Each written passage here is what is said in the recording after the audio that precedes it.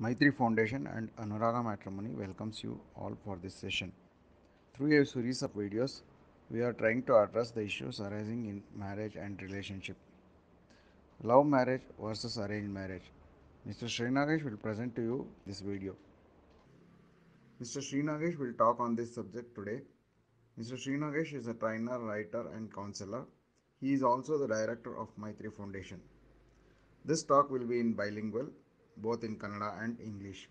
I request Mr. Srinagesh to introduce Maitri Foundation to the audience before proceeding with the subject.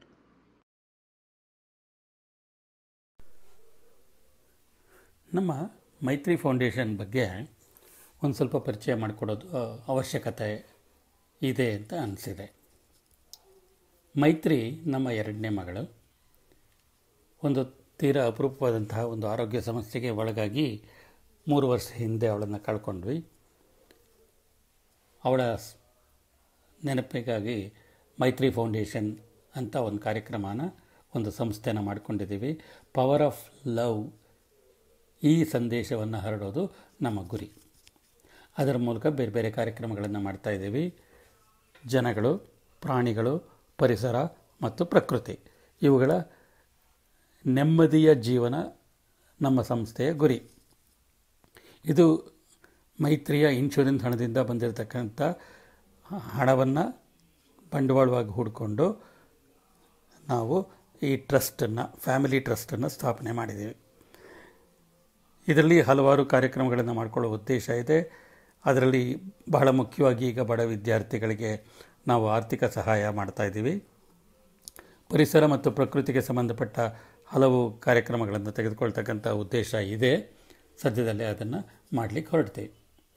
ಬೆಂಗಳೂರಿನಲ್ಲಿ ಪ್ರತಿ ತಿಂಗಳು 3ನೇ ಭಾನುವಾರ power of love meeting ಮಾಡ್ತಾ ಕಳೆದ 3 ವರ್ಷದಲ್ಲಿ ಜನರಿಗೆ ನೆಮ್ಮದಿಯ ಬದುಕನ್ನು ಕಂಡುಕೊಳ್ಳೋದಕ್ಕೆ, ತಮ್ಮ ಗುರಿಯನ್ನು ಸಾಧನೆ ಮಾಡೋದಕ್ಕೆ, ತಮ್ಮ ವ್ಯಕ್ತಿತ್ವವನ್ನು ಅರ್ಥ ಮಾಡಿಕೊಳ್ಳೋದಕ್ಕೆ, ತಮ್ಮತನವನ್ನು ಕಂಡುಕೊಳ್ಳೋದಕ್ಕೆ ಹಲವಾರು ಕಾರ್ಯಕ್ರಮಗಳನ್ನು ಮಾಡಿದ್ದೀವಿ. ಬಾಂಧವ್ಯಗಳ ಸುಧಾರಣೆ, ಜನರ ಜೊತೆ ಬಾಂಧವ್ಯಗಳನ್ನು ಇಟ್ಕೊಳ್ತಕ್ಕಂಥ ರೀತಿ, ಜಗಳ ಆಡತಕ್ಕಂಥ ರೀತಿ, ಇಂತಹ ವಿಚಾರಗಳನ್ನು ಕೂಡ ತೆಗೆದುಕೊಂಡು ನಾವು ಹಲವಾರು ಚರ್ಚೆಗಳನ್ನು ಮಾಡ್ಕೊಂಡು ಹೋಗಿದ್ದೇವೆ. ಕೊರೋನಾ ಕಾಲದಲ್ಲಿ ನಾವು ಇದನ್ನು ಮಾಡಲಿಕ್ಕೆ ಸಾಧ್ಯ ಆಗಿಲ್ಲ. ಆದ್ದರಿಂದ ಫೇಸ್ಬುಕ್ಕಲ್ಲಿ ಲೈವ್ ಹೋಗೋದ್ರ ಮೂಲಕ ನಾವು ಪ್ರತಿ ತಿಂಗಳು ಮೈತ್ರಿ ಫೌಂಡೇಶನ್ ಮೀಟಿಂಗ್ನ ನಾವು ಮುಂದುವರಿಸ್ಕೊಂಡು ಹೋಗ್ತಾ ಇದ್ದೇವೆ. ಫೆಬ್ರವರಿ ತಿಂಗಳಲ್ಲಿ 21ನೇ ತಾರೀಕು ನಮ್ಮ ಮುಂದಿನ ಪವರ್ ಆಫ್ ಲವ್ ಮೀಟಿಂಗು ಫೇಸ್ಬುಕ್ಕಲ್ಲಿ ಲೈವ್ ಇರುತ್ತೆ 11:30. ಅದಕ್ಕೆ ಎದುರು ನೋಡಿ.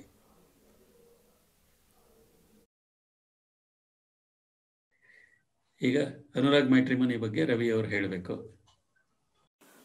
Thank you sir. Anuraga matrimony ಇದು ನಮ್ಮ ತಾಯಿ ಶ್ರೀಮತಿ ದತ್ತಾತ್ರೇಯ ಅವರು ಬೆಳೆಸಿದಂಥದ್ದು. ಸುಮಾರು 30 ವರ್ಷಗಳ ಹಿಂದೆ ನಮ್ಮ ಮನೆಯಲ್ಲೇ ಬಹಳಷ್ಟು ಹೆಣ್ಣುಮಕ್ಕಳಿಗೆ ಮದುವೆ ಆಗದೆ ವರನ್ನು ಹುಡುಕ್ತಿದ್ದ ಸಂದರ್ಭದಲ್ಲಿ ಅಂದಿನ ಅವಶ್ಯಕತೆಯಿಂದ ಶುರುವಾಯಿತು ಅಂತ ಹೇಳಬಹುದು. ಅವರಿಗೆ ಅದು ಹವ್ಯಾಸವಾಗಿ ಮುಂದೆ ಒಂದು ಸಮಾಜ ಸೇವೆಯಾಗಿ, ಒಂದು ಸಂಸ್ಥೆಯಾಗಿ ಕಾಲಕಾಲಕ್ಕೆ ಬೆಳೀತಾ ಬಂತು. ಇದಕ್ಕೆ ಮುಖ್ಯವಾಗಿ ನಮ್ಮ ತಂದೆ ಹಾಗೂ ಎಲ್ಲ ಬಂಧು ಬಳಗದವರು ಸಹಾಯ ಅವರನ್ನು ಪ್ರೇರೇಪಿಸಿತು. ನೂರಾರು ಸುಖಿ ಸಂಸಾರಗಳು ನೆಮ್ಮದಿ ಬದುಕಿಗೆ ಕಾರಣವಾದರು. ನಮ್ಮ ಬಂಧು ಬಳಗದಲ್ಲೇ ಬೆಳೆದಿದ್ದರಿಂದ ಅದು ಬ್ರಾಹ್ಮಣ ಸಮುದಾಯಕ್ಕೆ ಮಾತ್ರ ಸೀಮಿತವಾಯಿತು. ಈ ಸೇವೆ ಇನ್ನಷ್ಟು ಹೆಚ್ಚು ಜನರಿಗೆ ತಲುಪಲಿ ಅನ್ನೋ ಯೋಚನೆಯಲ್ಲಿ 2015ರಲ್ಲಿ ಆನ್ಲೈನ್ ವೆಬ್ಸೈಟ್ ಆಗಿ ಪರಿವರ್ತನೆ ಆಯಿತು. ಈಗ ಸುಮಾರು ಒಂದು 10,000 ಜನ ಮೆಂಬರ್ಸ್ ಇದ್ದು, ಟೆಕ್ನಾಲಜಿ ವೈಸ್ ಎಲ್ಲ ಸ್ಟ್ಯಾಂಡರ್ಡ್ ಫೀಚರ್ಸ್ಗಳೊಂದಿಗೆ ಬ್ರಾಹ್ಮಣ ಸಮುದಾಯಕ್ಕೆ ಹೇಗೆ ಬೇಕೋ ಹಾಗೆ ಡಿಸೈನ್ ಮಾಡಿದ್ದೀವಿ. ಇವತ್ತು ಮದುವೆ ಹಾಗೂ ಸಂಸಾರದ ದಿನನಿತ್ಯ ತೊಂದರೆಗಳನ್ನು ಕೇಳುತ್ತಾ ಏನಾದರೂ ಒಂದು ಪರಿಹಾರ ಹುಡುಕಲೇಬೇಕು ಅನ್ನೋ ಯೋಚನೆ ಬಹಳವಾಗಿ ನಮ್ಮನ್ನು ಕಾಡುತ್ತಿತ್ತು. ಮೈತ್ರಿ ಫೌಂಡೇಶನ್ ಇಂತಹ ಸಮಸ್ಯೆ ಬಗ್ಗೆ ಒಂದು ಕಾರ್ಯಕ್ರಮ ಹಮ್ಮಿಕೊಂಡು ವಿವೇಚನೆಯ ಮಾತುಗಳಿಂದ ಒಂದು ಪರಿವರ್ತನೆ ಮಾಡುವ ಪ್ರಯತ್ನಕ್ಕೆ ಶ್ರೀನಾಗೇಶ್ ಸರ್ ಅವರು ಮುಂದಾಗಿದ್ದಾರೆ ಅಂತ ತಿಳಿಯಿತು. ಅವರ ಚಿಂತನೆ, ಅನುಭವ, ಸಲಹೆ ಮತ್ತು ವಾಕ್ಚಾತುರ್ಯಗಳು ವಧೂವರರು ಹಾಗೂ ಅವರ ಪೋಷಕರಲ್ಲಿ ಬದಲಾವಣೆ ತರುವ ಆಶಯದಲ್ಲಿ ನಾವು ಮುಂದುವರಿಯುತ್ತಿದ್ದೇವೆ. ಓಕೆ, ಈಗ ನಾನು ನನ್ನ ಮಾತನ್ನು ಪ್ರಾರಂಭಿಸ್ತೀನಿ. ಮೊಟ್ಟ ಮೊದಲನೇದಾಗಿ ಮದುವೆ ಅಂದರೆ ಏನು ಅನ್ನೋದ್ರ ಬಗ್ಗೆ ಸಾಕಷ್ಟು ಗೊಂದಲಗಳಿದೆ. ಮೇಲ್ನೋಟಕ್ಕೆ ಅದು ಎರಡು ಕುಟುಂಬಗಳ ನಡುವೆ ಬಾಂಧವ್ಯವನ್ನು ಸೃಷ್ಟಿ ಮಾಡುತ್ತೆ. Provided the marriage is between unrelated people. ಸಂಬಂಧದಲ್ಲಿ ಮದುವೆ ಆಗಿಲ್ಲ ಅಂತಂದ್ರೆ ಎರಡು ಕುಟುಂಬಗಳ ನಡುವೆ ಬಾಂಧವ್ಯವನ್ನು ಸೃಷ್ಟಿ ಮಾಡುತ್ತೆ. ಇದು ಎಲ್ರಿಗೂ ಗೊತ್ತಿರೋ ವಿಚಾರ. ಅನೇಕರಿಗೆ ತಮ್ಮ ಕನಸುಗಳನ್ನು ಈಡೇರಿಸಿಕೊಳ್ಳಿಕ್ಕೆ ಇದೊಂದು ಸದಾವಕಾಶ ಅನ್ನಿಸ್ಬಿಟ್ಟಿದೆ. ಕೆಲವ್ರಿಗೆ ಏನಂದ್ರೆ ಯಾವುದೋ ಒಂದು ಸದ್ಯದ ಪರಿಸ್ಥಿತಿನಲ್ಲಿ ಯಾವುದೋ ಒಂದು ತೊಂದರೆಯಲ್ಲಿ ಸಿಗಾಕೊಂಡಿರ್ತಾರೆ. ತೊಂದರೆಯಲ್ಲಿ ಅಂತಂದ್ರೆ ಮನೆಯ ಪರಿಸ್ಥಿತಿ, ವಾತಾವರಣ ಇತ್ಯಾದಿ. ಇದರಿಂದ ಆಚೆ ಬರೋದಕ್ಕೆ ಮದುವೆ ಒಂದು ಒಳ್ಳೆಯ ಸಾಧನ ಅಂತ ಅನ್ಸತ್ತೆ. ಇನ್ ಕೆಲವರಿಗೆ ಅದು ಬರೀ ಎರಡು ದೇಹಗಳ ಮಿಲನ ಮಾತ್ರ ಆಗತ್ತೆ. ಇನ್ ಕೆಲವ್ರಿಗೆ ಮದುವೆ ಅನ್ನೋದು ಒಂದು ATM ಇದ್ದಂಗೆ. ಇಷ್ಟ ಬಂದಾಗ ದುಡ್ಡು ಸಿಗತ್ತೆ, ಪಡ್ಕೋಬಹುದು, ಕಿತ್ಕೋಬಹುದು ಅಂತಕ್ಕಂಥ ಆಸೆಗಳಿದೆ. ಈ ಹಲವು ಕಾರಣಗಳಿಂದಾಗಿ ಅನೇಕ ಮದುವೆಗಳಲ್ಲಿ ಇವತ್ತು ಗೊಂದಲಗಳ ಜಾಸ್ತಿ ಇದೆ, ನೆಮ್ಮದಿ ಇಲ್ಲ, ತುಂಬಾ ಜನ ಒದ್ದಾಡ್ತಾ ಇದ್ದಾರೆ. ಮದುವೆ ಆದ ಮೇಲೆ ಅನೇಕರ ಜೀವನ ಅಸ್ತವ್ಯಸ್ತವಾಗಿದೆ. ಈ ಹಿನ್ನೆಲೆಯಲ್ಲಿ ನಮ್ಮ ಯಂಗ್ಸ್ಟರ್ಸ್ ಕೇಳೋ ಪ್ರಶ್ನೆ, ಅರೇಂಜ್ಡ್ ಮ್ಯಾರೇಜಲ್ಲಿ ಯಾರೋ ಅಪರಿಚಿತನ ಜೊತೆ ನಾವು ಮದುವೆ ಮಾಡಿಕೊಂಡು ಹೇಗಿರೋದು ನಾವು? ಅವನು ನಮ್ಗೆ ಗೊತ್ತೇ ಇಲ್ಲ, ಅವನ ಜೊತೆ ಅದೆಷ್ಟು ಆ ಥರ ಎಲ್ಲ ಜೀವನ ಮಾಡ್ಲಿಕ್ಕೆ ಹೆಂಗಾಗತ್ತೆ ಅಂತ ಕೇಳ್ತಾರೆ. ಆದ್ರಿಂದ ನಾನು ಮೊದಲು ಲವ್ ಮ್ಯಾರೇಜ್ನೇ ತೆಗೆದುಕೊಂಡ್ಬಿಡ್ತೀನಿ. ಇವತ್ತು ಬಹಳಷ್ಟು ಜನಕ್ಕೆ ಇನ್ಕ್ಲೂಡಿಂಗ್ ಪೇರೆಂಟ್ಸ್ ಗೊಂದಲ ಇದೆ ಲವ್ ಮ್ಯಾರೇಜ್ ಬಗ್ಗೆ. ಅದಕ್ಕೋಸ್ಕರ ನಾನು ಲವ್ ಮ್ಯಾರೇಜ್ನ ಫಸ್ಟ್ ತೆಗೆದುಕೊಳ್ಳೋಣ ಅಂತಿದ್ದೀನಿ. ಪ್ರೀತಿಸಿ ಮದುವೆ ಆದವ್ರ ನಡುವೆ ಆತ್ಮೀಯತೆ ಬೆಳೆದಿರುತ್ತೆ, ಪರಿಚಯ ಬೆಳೆದಿರುತ್ತೆ, ಒಬ್ರಿಗೊಬ್ಬರಿಗೆ ಅಂಡರ್ಸ್ಟ್ಯಾಂಡಿಂಗು ಚೆನ್ನಾಗಿರುತ್ತೆ. ಆದ್ರಿಂದ ಪ್ರೀತಿಸಿ ಮದುವೆ ಆದವರು ಹೆಚ್ಚು ಖುಷಿಯಾಗಿರೋದಕ್ಕೆ ಸಾಧ್ಯ ಇದೆ. ಇದು ಒಂದು ವಾದ. ಆದರೆ ನಮ್ಮ ಅನುಭವದಲ್ಲಿ ಪ್ರೀತಿಸಿ ಮದುವೆ ಆದವ್ರ ನಡುವೆ ವಿರಸಗಳು ಜಾಸ್ತಿ ಇದೆ. ಈಗ ಏನಾಗುತ್ತೆ ಅಂತಂದ್ರೆ, ಪ್ರೀತಿಸಿ ಯಾರು ಖುಷಿಯಾಗಿ ಮದುವೆನಲ್ಲಿ ಆ ವೈವಾಹಿಕ ಜೀವನವನ್ನ ಖುಷಿಯಾಗಿ ಅನುಭವಿಸ್ತಾ ಇದ್ದಾರೆ, ಅವ್ರು ಯಾರು ನಮ್ಮ ಹತ್ರ ಬರಲ್ಲ. ಯಾರಿಗೆ ತೊಂದರೆ ಆಗಿದೆ ಅಂತವ್ರೆ ನಮ್ಮ ಹತ್ರ ಬರೋದು. ಆದ್ರಿಂದ ನಮಗೆ ಬರೀ ತೊಂದರೆಗಳೇ ಕಾಣಿಸುತ್ತೆ. ಹಾಗಂತ ಹೇಳಿ ಪ್ರೀತಿಸಿ ಮದುವೆ ಆದವರಲ್ಲಿ ತೊಂದರೆಗಳು ಮಾತ್ರ ಇದೆ ಅಂತಲ್ಲ. ನಾವು ಹಲವಾರು ಪ್ರೇಮ ವಿವಾಹಗಳನ್ನ ಕಂಡಿದ್ದೀವಿ, ತುಂಬಾ ಖುಷಿಯಾಗಿರೋದನ್ನ ಕಂಡಿದ್ದೀವಿ. ಅದರಲ್ಲಿ ನಾನು ತುಂಬಾ ಇಷ್ಟಪಟ್ಟಂತಹ ಒಂದು ಜೋಡಿ ಅಂತಂದ್ರೆ ಕೋದಂಡರಾವ್ ಅಂತ ಹೇಳಿ, ಗಾಂಧೀಜಿನ ಒಂದು ಕಾಲದಲ್ಲಿ ಕ್ರಿಟಿಸೈಸ್ ಮಾಡ್ತಿದ್ದವರು, ಆಮೇಲೆ ಅವರ ಜೊತೆ ಒಡನಾಟ ಇಟ್ಕೊಂಡವರು. ಅವರು ಅಮೆರಿಕದಲ್ಲಿ ಒಂದು ಅಧ್ಯಯನಕ್ಕೆ ಅಂತ ಹೋಗಿದ್ದಾಗ ಅಲ್ಲಿ ಮೇರಿ ಅನ್ನೋರು ಪರಿಚಯ ಆಗತ್ತೆ. ಸ್ವಲ್ಪ ದಿನ ಆದಮೇಲೆ ಮೇರಿ ಅವರು ಹೇಳ್ತಾರೆ, ನಾವಿಬ್ರು ಯಾಕೆ ಮದುವೆ ಆಗಬಾರ್ದು ಅಂತ. ಆಗ ಕೋದಂಡರಾವ್ ಅವ್ರಿಗೆ ಹೇಳ್ತಾರೆ, ನನ್ನ ದೇಶ ಬೇರೆ, ನನ್ನ ಸಂಸ್ಕೃತಿ ಬೇರೆ, ನಿನ್ನ ದೇಶ ಬೇರೆ, ನಿನ್ನ ಸಂಸ್ಕೃತಿ ಬೇರೆ. ಈಗ ನಿನಗೆ ಹಾಗನ್ಸಿರ್ಬೋದು ನಾವಿಬ್ರು ಮದುವೆ ಆದರೆ ಚೆನ್ನಾಗಿರುತ್ತೆ ಅಂತ.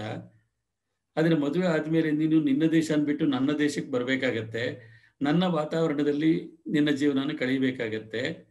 ಅದಕ್ಕೆ ಯೋಚನೆ ಮಾಡು, ಅರ್ಜೆಂಟಲ್ಲಿ ಡಿಸೈಡ್ ಮಾಡೋದು ಬೇಡ, ಯೋಚನೆ ಮಾಡು. ಆಮೇಲೂ ನನ್ನನ್ನು ಮದುವೆ ಮಾಡ್ಕೊಳ್ಳೋಕ್ಕೆ ನಿನಗೆ ಇಷ್ಟ ಇದ್ದರೆ ಬಾ ಇಂಡಿಯಾಗೆ, ಮಾಡ್ಕೊಳ್ಳೋಣ ಅಂತ ಹೇಳ್ತಾರೆ. ಮೇರಿಯವರು 1 ವರ್ಷ ಟೈಮ್ ತಗೊಳ್ತಾರೆ. 1 ವರ್ಷದ ಮೇಲೆ ಬಂದು ಮದುವೆ ಮಾಡ್ಕೊಳ್ತಾರೆ. ನಾನು ಅವರನ್ನು ನೋಡಿದಾಗ ಅವರಿಬ್ಬರಿಗೂ 80 ವರ್ಷ ಆಗಿತ್ತು. ತುಂಬ ಆತ್ಮೀಯತೆ ಇತ್ತು ಅವರಿಬ್ಬರ ನಡುವೆ. ಗಾಂಧಿ ಬಜಾರ್ನ ಡಯಾಗ್ನಲ್, ಲಾಲ್ಬಾಗ್ ಎದುರುಗಡೆ ಡಯಾಗ್ನಲ್ ರೋಡಲ್ಲಿ ಅಲೋಹ ಅಂತ ಅವ್ರ ಮನೆ. ಆ ತರಹದ ದಾಂಪತ್ಯಗಳು, ಪ್ರೀತಿಸಿ ಮದುವೆ ಆದವರು ತುಂಬ ಚೆನ್ನಾಗಿ ಜೀವನ ಮಾಡ್ತಾ ಇರೋರು ಅನೇಕರಿದ್ದಾರೆ. ಅದರಿಂದ ನಾನೇನು ಹೇಳ್ತಿದ್ದೀನಿ ಅಂತಂದ್ರೆ, ಕೆಲವು ಸಮಸ್ಯೆಗಳನ್ನ ನಿಮ್ಮ ಮುಂದೆ ಇಡ್ತೀನಿ. ಆ ಸಮಸ್ಯೆಗಳನ್ನ ನಿವಾರಿಸ್ಕೊಂಡು ಮದುವೆ ಮಾಡ್ಕೊಂಡ್ರೆ ಖಂಡಿತ ಪ್ರೀತಿಸ್ಕೊಂಡು ಖುಷಿಯಾಗಿ ಮದುವೆ ಮಾಡ್ಕೋಬಹುದು ಅಂತ. ಇಲ್ಲಿ ಮೊದಲು ಅಬ್ಜೆಕ್ಷನ್ ಬರೋದು ಪೇರೆಂಟ್ಸ್ದು. ಮಕ್ಕಳು ಯಾರನ್ನೋ ಪ್ರೀತಿಸಿ ಮದುವೆ ಮಾಡ್ಕೊಂಡ್ಬಿಟ್ಟಿದ್ದಾರೆ ಅಂತಂದ್ರೆ ದಾರಿ ತಪ್ಪಿಬಿಟ್ಟಿದ್ದಾರೆ, ಹಾಳಾಗ್ಬಿಟ್ಟಿದ್ದಾರೆ ಅನ್ನೋ ತೀರ್ಮಾನಕ್ಕೆ ಬಂದ್ಬಿಡ್ತಾರೆ.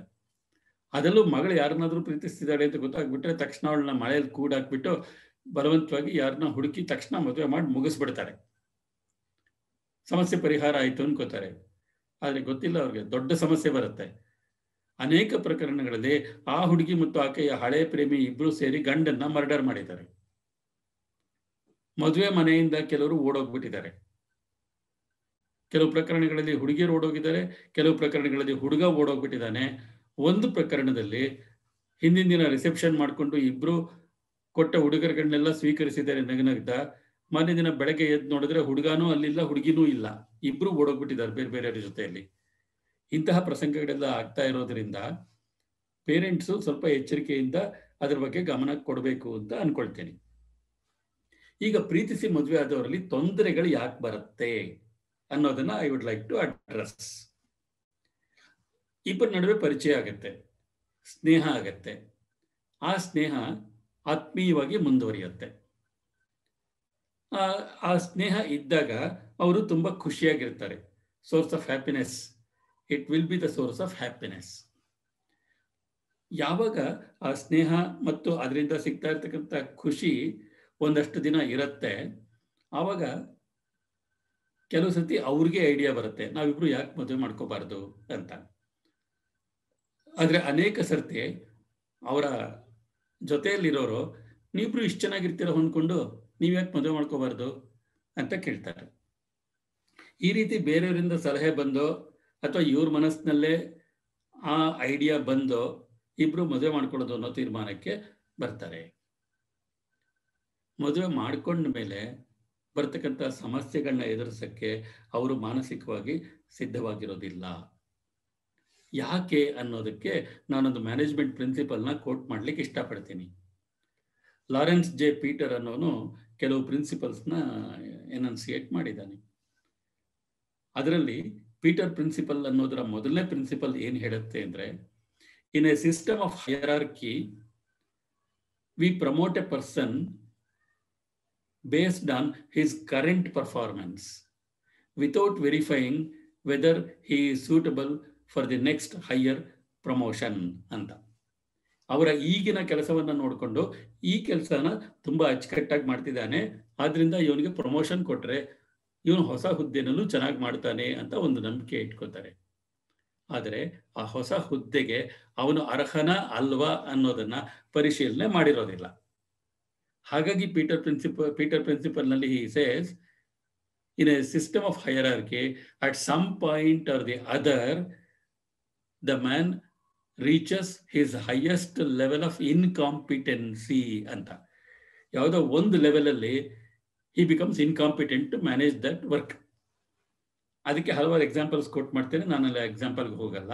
ಈ ಇಬ್ಬರ ನಡುವೆ ಇರತಕ್ಕಂಥ ಒಂದು ಸ್ನೇಹ ಸಂಬಂಧದಲ್ಲಿ ಈಗ ಸಿಗ್ತಾ ಇರ್ತಕ್ಕಂಥ ಅನುಕೂಲಗಳು, ಈಗ ಸಿಗ್ತಾ ಇರ್ತಕ್ಕಂಥ ಪ್ರಯೋಜನಗಳು, ಈಗ ಸಿಗ್ತಾ ಇರ್ತಕ್ಕಂಥ ಖುಷಿ, ಇದನ್ನ ಆಧಾರವಾಗಿಟ್ಕೊಂಡು ಅದಕ್ಕೆ ಒಂದು ಪರ್ಮನೆಂಟ್ ರೂಪ ಕೊಟ್ಟು ಗಂಡ ಹೆಂಡತಿ ಆಗ್ಬಿಟ್ರೆ ನಾವು ಹಿಂಗೆ ಚೆನ್ನಾಗಿರ್ತೀವಿ ಅನ್ನೋ ಒಂದು ನಂಬಿಕೆ, ಭರವಸೆ ಅವರಿಬ್ಬರ ಮನಸ್ಸಿನಲ್ಲೇ ಮೂಡುತ್ತಾ, ಬೇರೆಯವರಿಂದ ಬರುತ್ತಾ ಗೊತ್ತಿಲ್ಲ, ಒಟ್ಟಿನಲ್ಲಿ ಮದುವೆ ಆಗ್ತಾರೆ.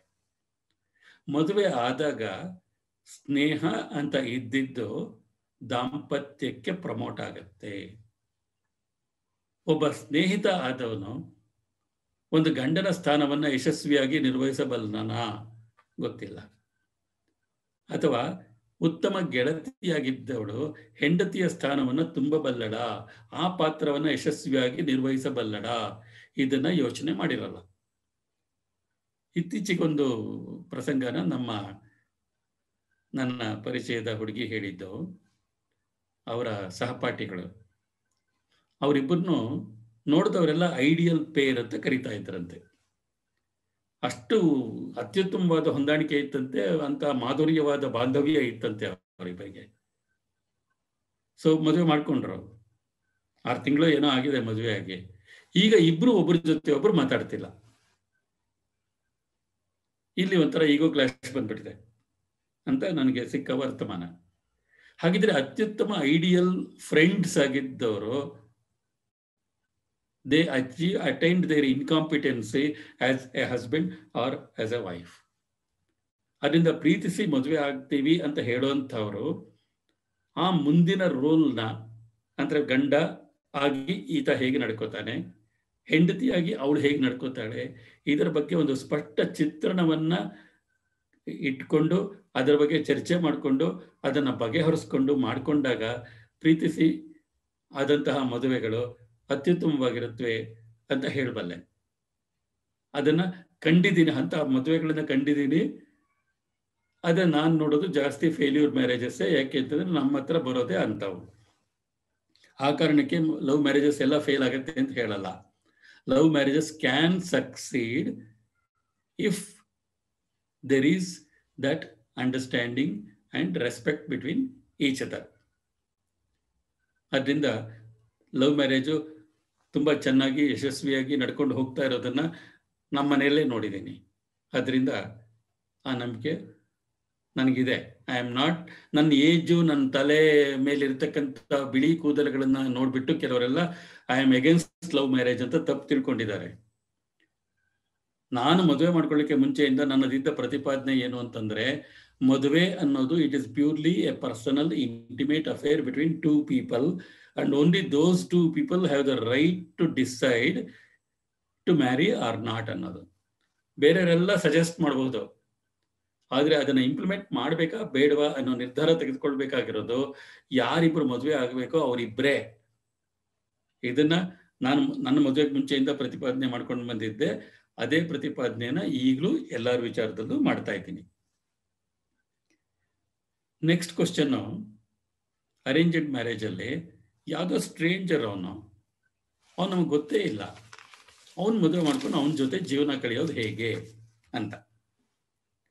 ಇಲ್ಲಿ ಒಂದು ವಿಶಿಷ್ಟ ಗುಣವನ್ನು ನಾವು ಗಮನಿಸಬೇಕು. ಅರೇಂಜ್ಡ್ ಮ್ಯಾರೇಜಲ್ಲಿ ಏನಾಗುತ್ತೆ ಅಂದರೆ, ಅವರಿಬ್ಬರ ನಡುವೆ ಏನು ಒಂದು ಬಾಂಧವ್ಯದ ಬಗ್ಗೆ ಚರ್ಚೆ ಆಗತ್ತೆ, ಆ ಚರ್ಚೆನಲ್ಲಿ ತುಂಬಾ ಸ್ಪಷ್ಟವಾಗಿದೆ ಅವರಿಬ್ರು ಆಗೋದೇ ಗಂಡ ಹೆಂಡತಿ. ಈ ಲವ್ ಮ್ಯಾರೇಜ್ ಅಲ್ಲಿ ಮೊದಲ ಉದ್ದೇಶ ಇರಲ್ಲ ಹೆಚ್ಚಿನ ಪ್ರಕರಣಗಳಲ್ಲಿ. ಆದರೆ ಅರೇಂಜ್ಡ್ ಮ್ಯಾರೇಜ್ ಅಲ್ಲಿ ಅವರಿಬ್ಬರ ನಡುವೆ ಪರಿಚಯ ಆಗೋದೇ ನಾವಿಬ್ರು ಒಟ್ಟಿಗೆ ದಾಂಪತ್ಯ ನಡೆಸಬಹುದಾ ಅನ್ನೋ ವಿಚಾರದಲ್ಲಿ. ಅದರಲ್ಲೂ ತೊಂದರೆಗಳಾಗುತ್ತೆ, ತಪ್ಪುಗಳಾಗುತ್ತೆ. ನನಗೆ ಪ್ರೇಮ ವಿವಾಹ ಮಾಡಿಕೊಂಡು ಫೇಲ್ ಆದವರು ಕೇಳೋ ಪ್ರಶ್ನೆ, ಅರೇಂಜ್ಡ್ ಮ್ಯಾರೇಜು ಫೇಲ್ ಆಗುತ್ತೆ ನಮ್ದೇನು ಮಹಾ ಅಂತ. ನಾ ಹೇಳೋದು ಅರೇಂಜ್ ಮ್ಯಾರೇಜ್ ಫೇಲ್ ಆಗ್ಬೋದು, ಯಾಕೆಂದ್ರೆ ಯಾರ್ಯಾರು ಮಾಡಿರೋ ಪ್ಯಾರಾಮೀಟರ್ಸ್ ಇರುತ್ತಲ್ಲಿ. ಲವ್ ಮ್ಯಾರೇಜು ನಾವೇ ಜೊತೆಲಿ ಇರಬೇಕು ಅಂತ ನೀವೇ ನಿರ್ಧಾರ ಮಾಡ್ಕೊಂಡಿರೋದು, ಆದ್ರಿಂದ ಅದು ಫೇಲ್ ಆಗಬಾರ್ದು ಅಂತ ನಾನು ಅವ್ರಿಗೆ ಹೇಳ್ತಾ ಇರ್ತೇನೆ. ಸೊ ಇಲ್ಲಿ ಅರೇಂಜ್ಡ್ ಮ್ಯಾರೇಜಲ್ಲಿ ಇವತ್ತಿಗೂ ಇರತಕ್ಕಂಥ ಎರಡು ದೊಡ್ಡ ಅಡಚಣೆಗಳು ಅಂತಂದ್ರೆ, ಹೆಣ್ಣು ಮಕ್ಕಳ ಕೇಸಲ್ಲಿ ಜಾಸ್ತಿ ಅನ್ವಯ ಆಗತ್ತೆ. ನನ್ನ ಮಗಳ ಮದುವೆ, ಅವಳು ಮದುವೆ ಮಾಡೋದು ನನ್ನ ಅಧಿಕಾರ ಅಂತ ವಾದಿಸೋ ತಂದೆಯರಿದ್ದಾರೆ. ಮಗಳ ಇಷ್ಟ ಅನಿಷ್ಟಗಳನ್ನ ಕೇಳದೆ ನಾ ಹೇಳ್ದವನ್ ಕಟ್ಕೋಬೇಕು ಅಂತ ಮದುವೆ ಮಾಡೋರಿದ್ದಾರೆ. ಕೆಲವು ಹುಡುಗರಿಗೆ ನೀನು ಆ ಹುಡುಗಿನ ಮದುವೆ ಮಾಡ್ಕೊಂಡ್ರೆ ನಾನು ನಿನಗೆ ಆಸ್ತಿನಲ್ಲಿ ಒಂದು ಬಿಡುಗಾಸು ಕೊಡಲ್ಲ ಅಂತ ಆರ್ಗ್ಯೂ ಮಾಡ್ತಾರೆ. ಈ ಥರದವೆಲ್ಲ ಇದೆ. ಅರೇಂಜ್ಡ್ ಮ್ಯಾರೇಜಲ್ಲಿ ಎರಡು ಫ್ಯಾಮಿಲಿಗಳಿಂದ ಸಪೋರ್ಟ್ ಇರುತ್ತೆ, ಆದ್ರಿಂದ ಇಟ್ ಈಸ್ ಬೆಟರ್ ಅನ್ನೋ ಒಂದು ವಾದ ಇದೆ. ಅಗೇನ್ ಈ ವಿಚಾರದಲ್ಲಿ ನಾನು ನನಗೆ ಆಗಿರ್ತಕ್ಕಂಥ ಅನುಭವವನ್ನು ತೆಗೆದುಕೊಂಡಾಗ ಸಪೋರ್ಟ್ ಇರುತ್ತೆ. ಯಾವುದಕ್ಕೆ ಅಂದರೆ ಪ್ರಾಬ್ಲಮ್ ಸಾಲ್ವ್ ಮಾಡೋಕ್ಕಲ್ಲ, ಪ್ರಾಬ್ಲಮ್ನ ಇನ್ಕ್ರೀಸ್ ಮಾಡೋಕ್ಕೆ. ಅರೇಂಜ್ಡ್ ಮ್ಯಾರೇಜಲ್ಲಿ ಕೂಡ ಗಂಡ ಹೆಂಡತಿಯ ನಡುವೆ ಏನಾದರೂ ಸಮಸ್ಯೆ ಬಂತು ಅಂದಾಗ ಹುಡುಗನ ತಂದೆ ತಾಯಿ ಅವನು ವಹಿಸ್ಕೊಳ್ತಾರೆ, ಹುಡುಗಿ ತಂದೆ ತಾಯಿ ಇವಳನ್ನು ವಹಿಸ್ಕೊತಾರೆ. ಮನೆಯಲ್ಲಿ ಗಂಡ ಹೆಂಡತಿಯರ ನಡುವೆ ನಡೀತಾ ಇದ್ದ ಜಗಳ ಈಗ ಎರಡು ಕುಟುಂಬಗಳ ನಡುವೆ ಜಗಳ ಆಗ್ಬಿಡುತ್ತೆ. So the war gets extended and enlarge. ಅದರಿಂದ ಅರೇಂಜ್ಡ್ ಮ್ಯಾರೇಜ್ ಆದ ತಕ್ಷಣ ಎಲ್ಲ ಚೆನ್ನಾಗಿರುತ್ತೆ ಅಂತ ಹೇಳಲಿಕ್ಕಾಗಲ್ಲ. ಬಾಳ ಸಂಗಾತಿ ಹೇಗಿರಬೇಕು ಇದರ ಬಗ್ಗೆ ಮದುವೆ ಮಾಡ್ಕೊಳ್ಳೋದಕ್ಕೆ ಮುಂಚೆ ಹುಡುಗನಿಗೆ ಮತ್ತು ಹುಡುಗಿಗೆ ಇಬ್ಬರಿಗೂ ಸ್ಪಷ್ಟವಾದ ಕಲ್ಪನೆ ಇರಬೇಕು. ಅವನಲ್ಲಿ ಯಾವ ಗುಣಗಳಿರಬೇಕು, ಯಾವ ಗುಣಗಳು ಇರಬಾರದು. ಹಾಗೆ ಹುಡುಗನಿಗೂ ಅವಳಲ್ಲಿ ಯಾವ ಗುಣಗಳಿರಬೇಕು, ಯಾವ ಗುಣಗಳಿರಬಾರದು, ಈ ಕಲ್ಪನೆ ತುಂಬ ಸ್ಪಷ್ಟವಾಗಿ ಇರಬೇಕು. ಎಷ್ಟೋ ಪ್ರಕರಣಗಳಲ್ಲಿ ಅದು ಕ್ಲಿಯರ್ ಆಗಿಲ್ಲ. ಇನ್ನು ಕೆಲವು ಪ್ರಕರಣಗಳಲ್ಲಿ ಪೇರೆಂಟ್ಸ್ ಹೇಳ್ತಾರೆ ಎಲ್ಲ ಚೆನ್ನಾಗಿದೆಯಲ್ಲ, ನಿಂಗೆ ಯಾಕೆ ಇಷ್ಟ ಆಗ್ತಿಲ್ಲ ಅಂತ. ಕೆಲವು ವಿಚಾರಗಳನ್ನ ಮಕ್ಕಳು ಯಾಕೆ ಇಷ್ಟವಾಗಲ್ಲ ಅನ್ನೋದನ್ನ ಸ್ಪಷ್ಟವಾಗಿ ತಂದೆ ತಾಯಿಯಂದರಿಗೆ ಹೇಳಲಿಕ್ಕೆ ಆಗಲ್ಲ. ಮದುವೆ ಮಾಡ್ಕೊಂಡ್ಮೇಲೆ 30-40 ವರ್ಷ ಅವ್ರ ಜೊತೆಯಲ್ಲಿ ಇರ್ತಾರೆ ಅನ್ನೋ ಒಂದು ಪಾಯಿಂಟ್ನ ನೆನ್ಪಿಟ್ಕೊಂಡು ಪೇರೆಂಟ್ಸು ಬಲವಂತ ಮಾಡಬಾರ್ದು. ಮಕ್ಕಳು ಇಲ್ಲ ನಂಗೆ ಇಷ್ಟ ಆಗ್ತಿಲ್ಲ ಅಂತಂದ್ರೆ ಕಾರಣ ಕೇಳ್ಬೋದು. ಮಕ್ಕಳು ಇಲ್ಲ ಕಾರಣ ಹೇಳಕ್ಕಾಗಲ್ಲ, ನಂಗೆ ಇಷ್ಟ ಇಲ್ಲ ಅಷ್ಟೇ ಅಂತಂದ್ರೆ ಬಿಟ್ಬಿಡ್ಬೇಕು. ಆಮೇಲೆ ಈ ಬಾಳ ಸಂಗಾತಿ ಹೇಗಿರಬೇಕು ಅಂತ ಒಂದು ಪಟ್ಟಿ ಮಾಡ್ಕೋಬೇಕು ಅಂತ ಹೇಳಿದ್ದೆ ಅಲ್ವಾ. ಆ ಆ ಕಲ್ಪನೆಯಲ್ಲಿ ಕೆಲವು ಇರಲ್ಲ, ಕೆಲವು ಸಮಸ್ಯೆಗಳಿರುತ್ತೆ. ಇವ್ರಿಗೆ ಇಷ್ಟವಿಲ್ಲದೆ ಇರುವಂತ ಕೆಲವು ಗುಣಗಳು ಅಲ್ಲಿರುತ್ತೆ. ಇವ್ರೇನ್ ಮಾಡ್ತಾರೆ, ಯಾರು ತಾನೇ ಪರ್ಫೆಕ್ಟ್ ಆಗಿರ್ತಾರೆ, ಎಲ್ಲ ಸಿಗಲ್ಲ ಅಂತ ಅನ್ಕೊಂಡು ಅದನ್ನ ಇಗ್ನೋರ್ ಮಾಡ್ಬಿಡ್ತಾರೆ. ಒಂದ್ ಮಾತು ಜ್ಞಾಪಕ ಇಟ್ಕೋಬೇಕಾಗಿರೋದು ಇಲ್ಲಿ ಬಹಳ ಮುಖ್ಯವಾಗಿ ಈ ವಿಚಾರದಲ್ಲಿ, ಏನು ಪ್ರಾಬ್ಲಮ್ ಅಂತ ನೀವು ನೋಡ್ತಿರ್ತೀರಿ, you have to live with that problem for 3 to 4 decades.